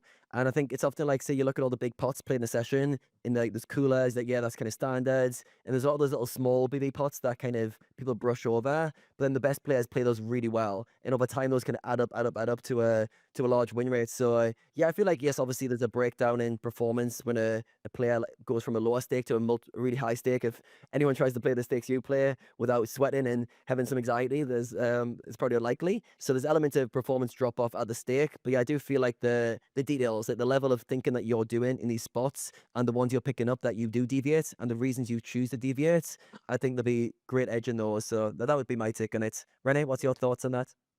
Yeah, I feel like at high stakes, it is the 5 and 10% that's played different. That's actually what's going to make the difference, right? Because especially nowadays, people, the mistakes are getting less and less. An average mid six player is already way better than it was 5 years ago. So it is the difference between that 5-10%. Also, I would say the biggest difference, and it's only getting a bigger difference, is just their ability to perform under pressure, like you already said. Are you able to show up and think rationally and don't get caught up by emotions due to high stakes, due to tough oppositions? Like basically your ability to perform your game. Because I'm sure, and this has maybe also been your experience with the guy you worked with, right? In terms of that you got coaching from. There's some guys that play mid stakes, for example, that if you would talk poker strategy with, you're like, oh wow, why did you play high stakes, right? But then, like you said, performance anxiety comes up. There's all these other things that prevents them from performing. Maybe when they sit and perform and they make a couple of mistakes, they lose their shit, they start to play bad, they start to get emotional, they start to get tilted. There's so much things that go on in terms of, there's such a big difference between being able to talk strategy or being able to coach, for example, and to being able to perform well at a high level at high stakes, right? It's a really different skill set, in my opinion. And to touch actually a little bit on the graphs as well, I feel like for cash game players, we don't have trophies, right? We don't get a trophy. Yeah. Like tournament players, they get trophies or bracelets or stuff like that. Cash game players just have a pretty graph, man. That's our trophy, right? So we also want to get a trophies. But it's like tournament players, they have like trophy things, right? Why can't we just hang up our graphs everywhere, right? As like every year you just listing your that's your trophy. Like yeah, also even if people like pretend they don't want they don't want to attend the compliments, if they pretend to humble, it's still everyone likes to be complimented, and everyone likes to be appreciated. And also, it's just universal truth. It doesn't matter your low stakes, high stakes. So yeah, it's just like everyone likes to like just like a little bit compliments, some conversations. So that's the reason I posted it, right? Yeah, just get some. You got Just every human has the need for recognition, validation, right? Some more than others, obviously. There's always outliers in the story, but yeah, for me, like if someone would just list in his graph every year and hang them on the wall, for me, it's the same as like a tournament player showing off his trophies. I mean, yeah. tournament players they have like a trophy locker, right? Why can't we just hang up our graphs? That's how I see it personally. Yeah. Let's start a new trend. Cash game players every year. I want to see graphs on the walls in a frame, year by year. But yeah, I understand it completely. It's like the validation recognition for the hard work you're putting in. It's like you don't need validation for everything, but you're working hard towards this. It's meaningful to you. You're good at it, and maybe 30 people in your environment know you're really good, but most people don't. You're like, hey, I'm pretty good at this. Like, here's my results. Just a little bit of pat on the back and praise recognition for the hard work you're doing. I think very, very normal. All right. What do you think is the hardest thing about being a poker player? It's not easy doing what you do. It's not easy. The lifestyle, the grinds. What do you think is the hardest thing about being a poker player? It's just like I think it's like very isolating thing, just especially online poker players. Like you do, mostly by myself, by computer. Everyone's just a male, and it would be nicer to have like 50% of females. That would be nicer because you don't have to go. You maybe have find some days inside a poker vault instead of going outside a poker vault. That would be fine because because I feel like if you're a doctor, it's like 50% of doctors are like girls, and now if you're a lawyer, it's like you can find a lawyers, but you're not gonna find another poker player. So that's a fun thing. That would be a fun thing, but yeah, but poker play is just maybe isolation, especially online. Is you just like you stay online so many hours by yourself, and those skills that doesn't you like where you're gonna use like those skills like your 8 hours online and you just grinding poker, and but it may not translate so much to a real world, to be honest. I don't think so. So I think that's the toughest challenge with poker world, I guess. Like if you want to be online poker professional online poker player, but yes. Yeah, I think it's an isolated male dominant pursuit, especially the online grinds. And there's not much glamour in it. Obviously, you play the highest stakes, which from the outside looks glamorous, but it is you and your computer, long, long hours, day after day, often no one else around unless you've got other people you grind with. So, how have you dealt with loneliness over your career? How have you kind of managed that? Trying to connect with people, because you did mention relationships and finding the right people to be around as being important to you. How have you balanced that with the lonely, isolated online grind that you have to do? When I did travel, like I had a like friend group. You go now for drinks. You go and like you do some sports together. You go to the beach together. So that was fun. Yeah, it's like yeah, okay, you're 68 hours to play poker, but there's still like a couple hours to socialize. And I'm also like the type of guy that I cannot socialize all day long every day. So, like I need like 3 days by myself and like a couple days to like with people. So like I'm also like maybe if I like socialize more and improve, like I can socialize, increase the percentage of how much I socialize with people. But even if I don't play poker, I'm still sure I'm sure I still gonna be some days I'm just by myself. Because I get tired of it being around people. I think so. Like so I need a like one day by myself, and then you can go out and do some things again with people. So but yeah, it will depend for every person, from every personality. I guess that's how I do it. But whereas other people have different type of how much they social interaction they need and stuff. And yes, some people are more social. They just get gratification by being around people, and some people like need more isolation, I guess, or like or even if they enjoy being around people and it's fun time, they still like after a day or two you get exhausted from socializing. You need to like go lock yourself up for a day or two, I think. Yeah, it's finding what works for you, right? That kind of sweet spot. It was interesting when I got into poker myself. I was quite extroverted, quite social, and then I went into online grinding and playing 10-hour days. And I think I would have went crazy, like from a personal perspective. But I had two of my close friends in the same grind house as me, so I lived with two of my best friends, and we talked poker strategy. So I had that social connection alongside the grind. Everyone else outside of that little bubble, I barely spoke to for years, apart from like the odd little thing here and there.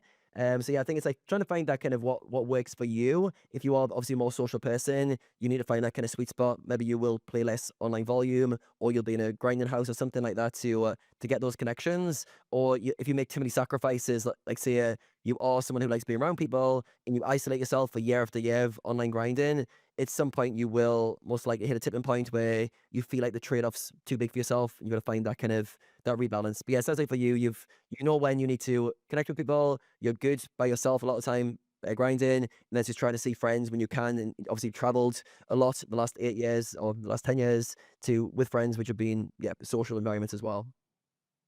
All right, what's the nicest thing about being a poker player? We've touched on the hard stuff. What's the fun stuff of being a poker player?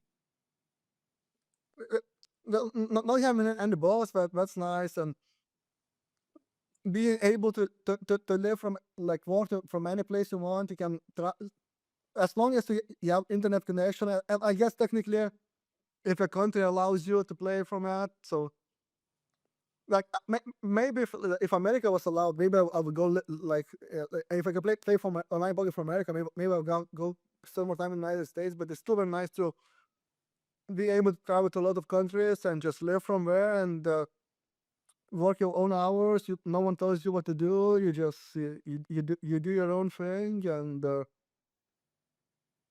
maybe meet some friends. Yeah, make some couple friends in poker world, and make some money, I guess. Or if you're doing good at it, yeah. But that, I would say that's the nicest things that I would see in a poker world.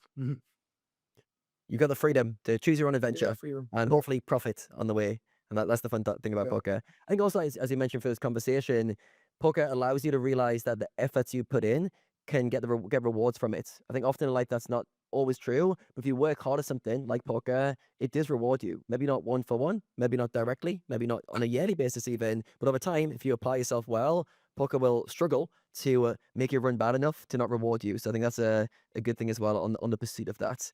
So my last question for you.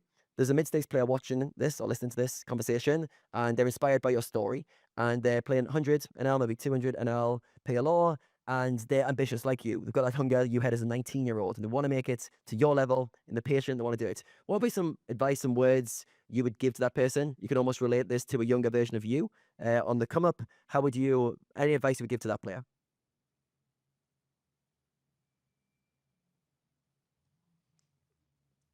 If you really enjoy it, you have to really enjoy it. If you're 19 and you're ready to force it, unless you have no success and you still like the game and you want to find a way to have success, so you can figure out how to figure out your struggles, so you can start enjoying it and when to enjoy it and keep your occupation for many years. I think you should do it, but if your enjoyment levels are not there to like just okay, I wake up, I exercise and I go to work and I be quite a professional and I will study, I will pay attention on my power tables. I try to keep up with it, and at the end of the day, if you still have the winning session, but you was I'm indifferent, I don't know if I'm gonna play. But if you still everything is going well and you not enjoy it, maybe it's not for you. But if everything is going well and you enjoy it, it might be a very good profession for you. So I would say if you enjoy it, yeah, keep it up and find ways to improve at poker and don't be ignorant. Don't be ignorant with the stakes, with the shots you take, or like what kind of games you play, or like don't. Even if you make, it's okay to make a mistake, but don't double down on it. You know, if you make a mistake, you don't just keep repeating or exaggerate from a mistake. If you make a mistake, you don't need to like, oh, I lost here, I need to chase, or I need to like double down or something. If I lost to this guy, I'm gonna go win on a casino or something. No, you took fall short. You think you must win a severe. You lost. You take a step back to where you're winning, and keep moving. Try to make the best decisions from your current situation. Great advice. There's a lot of wisdom backed in that. It was the enjoyment first, and then they get better and enjoy getting better and get out your own way. Don't be ignorant. Learn from mistakes, and yeah, strap in for the ride because it's going to be a long but hopefully fun ride. So yeah, great advice. Rene, for you, what do you think is the nicest thing? What has been the nicest thing for you about being a poker player? It's funny to tap into to the enjoyment that he just mentioned, because then, like, obviously if you enjoy something and if you're motivated to it, then obviously it becomes easier. So then the question is, how can we make something enjoyable? And I feel like when you really try to dedicate yourself, try to set a big goal and really become curious how you reach that goal. Like for me, poker's been most enjoyable, and we've heard this, I think, throughout many conversations. And Grazvy again pointed this out, right? When he was ready, he was trying to take over the world. Or if I think about my career, at the moment where we were trying to take over the world, like me and my group, that's when poker's most enjoyable. So we got a big goal. We got a nice challenge ahead of ourselves. We have that competitive drive. We're curious. We're interested in like, okay, we're here now and we're trying to get here, and we're very much in the moment, right? We're really trying to figure this out. And I guess our skill level, like obviously we're in like the flow state, right? It's not too hard, but it's also not too easy. So if you keep on riding like that flow state up, that's when poker is most enjoyable. And then yeah, to answer your question, what's the nice thing about being a poker player? That basically you have everything under your own control, right? often we're talking about variance and stuff like that, but if you really think about it, like Grazvydas also said, we have no boss. We have no, let's say in a soccer team, we have a coach that might not or not like you or not like you or not play you or does play you. And instead, there's so many outside circumstances. I feel like as a poker player, we have way more control than actually in the outside world, right? Where you have bosses who have to like you or want to promote you, or like we've many times touched on the variance that's in the Olympics or the World Cup and stuff like that. These only come around once every 4 years. As a poker player, we could just show up every day on our mission, improve, and it's that process where you really dedicate yourself to it. When you have a hard puzzle that you have to crack, and you can just show up every day and try to crack it. That's when poker is most enjoyable. Yeah, if a poker is what enjoy it, if it overall like 9 out of 10 days, 9 of 8 out of 10 days, 9 out of 10 days that you played in last 10 days you enjoyed, it's probably a profession for you. But if so just buckle up for a long ride. Yes, it's not gonna be a fast ride. You might go up in stakes and might get kicked back a little bit down, and but And see also see these obstacles in the way, see these as like opportunities, right, to learn. If you can start to reframe those and like, oh cool, I get an obstacle that I can learn from. And that's very easy to say. Now I'm sure there's some people listening, that struggle to pay their bills, that need to have like their monthly income from poker. There's a lot of stress involved. It's very hard to enjoy poker if you're in that situation. So when we touch on what's the hard thing about being a poker player, like we obviously there is some survivorship bias here, and there's some bias in terms of that all the guys that we have on were successful poker players. Yeah. But the majority of people are struggling, right? So what's the hardest thing about being a poker player? I think to get to that point where your income in poker is not directly anymore related to the bills that you have to pay, because it's very hard to enjoy poker when there's financial stress. It's very hard to be curious towards the game. It's very hard to not be result oriented when you have to pay the bills this month. So the hardest thing is to get out of that Well, and to put yourself in a position where you can actually enjoy the game. 100% true. Yeah, if you if you can get to a point where maybe your income is like twice your bills, and you can build up, and you see, you're building back your bankroll every year, and even just small downswing can build it up, and next year you have more of a bankroll to, and maybe more of a skill set to take shots at and higher stakes, and maybe next year your tax is only like 1/3 or 1/5 of your income. That becomes like very pleasant, like how to say, adventure to go with, from pretty safe environment financially. You're still gonna have your swings, and it's still gambling, but at least the most money you make, you can keep it on poker, and you don't have the living expenses that like biting into your poker adventure, I guess, to make it. Wrapping up this conversation, Grazv, what would you like the main takeaway to be from this conversation we had today? I wasn't sure I was gonna appear on a camera and stuff, but you know, as I mentioned before, like when I was 21 years old, I was so impressed by watching like Benny the Six podcast, Source, and stuff. Maybe I'm not on the same level, like popularity, or even like I think maybe even better, but maybe there's gonna still be some people gonna be impressed by what I have to say, and maybe I can at least I can impress some young people that are trying to move up in stakes, and we can see what this lifestyle is about, and give them better perspective how it goes, I guess, or like or what are adventures, and what's the point of view of one guy that made it, but maybe there's some other guys that make it and may have different perspective, and yeah, just want to maybe leave some feedback for the guys that moving up, and they can see how to do it or something. Oh, it's been very motivating. If I talk for myself, I feel like you shared a lot of interesting perspectives. Obviously, there's always a trend and some overlap between your guests, but I definitely thought you brought some a lot of unique points that I think a lot of our audience will benefit a lot from. So thank you a lot. Thank you guys for having me. It was a pleasure. You guys are great hosts. Like I got recommended from a couple of people. They say, "Oh, these guys are great. They may make your life easy. If you want to come on podcast, this is the place to come." So yeah, thank you for inviting me, and I'm very happy to come here to chit chat about some things and like maybe have some story to tell and inspire the younger generations, or at least if not inspire, give them some feedback how it looks like the poker from one of the angles in the poker world. Thank you, Grazvydas, for sharing all this wisdom with us throughout your story. Adam, any main takeaways from this conversation? Yeah, I really enjoyed the conversation. I thought we covered a lot of really high level topics.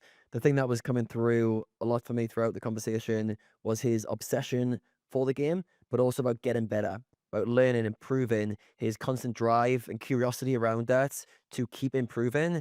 And it sounds like for him, which might be different to other players, he didn't really have big goals going in. I think you asked him, like, did you want to be like Antonios? Did you want to be like a big high stakes player? And he was like, nope. Just wanted to beat the game in front of me. I never thought 2 levels above, just that next level. And that obsession with being in the moment, doing what you're doing, but trying to get better at your craft, I think is, yeah, the kind of one of the keys to his success, that kind of, yeah, non-stop curiosity and trying to get better. Alongside that curiosity, he has a very good focus, attention span, and I really liked how he was keeping the mind engaged around his focus. He was asking himself, I think it was like 5 to 10 questions for one spot. What's this guy got? How's my range interacting with his? All these deep level questions to ensure that his attention is where it needs to be. That was coming from a drive to compete and beat his opponents, but also he's curious. He wants to know, how can I maximize my EV here? Which links in with his 2 main things he likes: to compete and to make money. And for him, he's found a sweet spot between the 2 where he can play at a very high level. His dream game is one wheel for the best players in the world. That might not be everyone's dream lineup.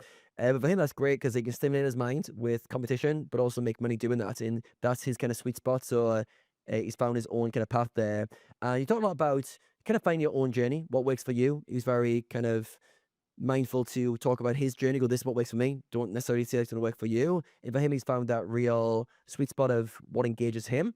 Next thing I touched on was being self-critical. I was interested in what he said about that. He mentioned that you can push it too far and you can spend too much energy on things that don't matter. I speak to a lot of people, mindset-wise, who over-critique. They spend too much time on the small details. Their mind is too perfectionist and they're almost like zooming in on every single small nuance. Where he was talking about scanning for mistakes, always scanning to make mistakes, but not overemphasizing any, not overreacting. Go, yeah, a mistake happens, no big deal.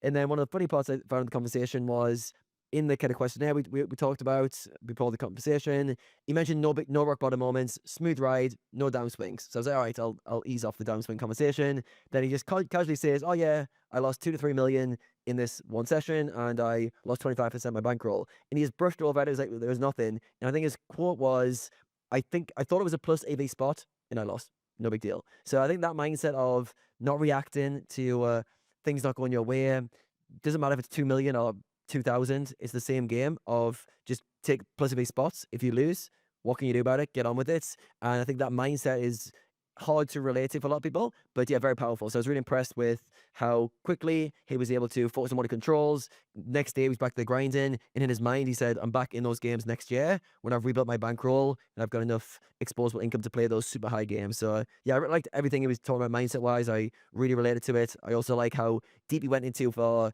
talking about lifestyle and sleep being such a good performance enhancer, diet, exercise, how looking after your body holistically is what helps his performance. So yeah, really glad that came out in the conversation, which hopefully will inspire some listeners to make some changes as well. How about yourself, Rene? What was the main takeaways for you? I remember I had a little goosebump moment when you guys talked about, and I like the phrase like "take over the world." I was like, ooh, and I could kind of picture how that would look, right? It was him and his friends traveling, sitting down and think, okay, how are we gonna take over the world, right? How are we gonna fucking, you know, beat everyone up?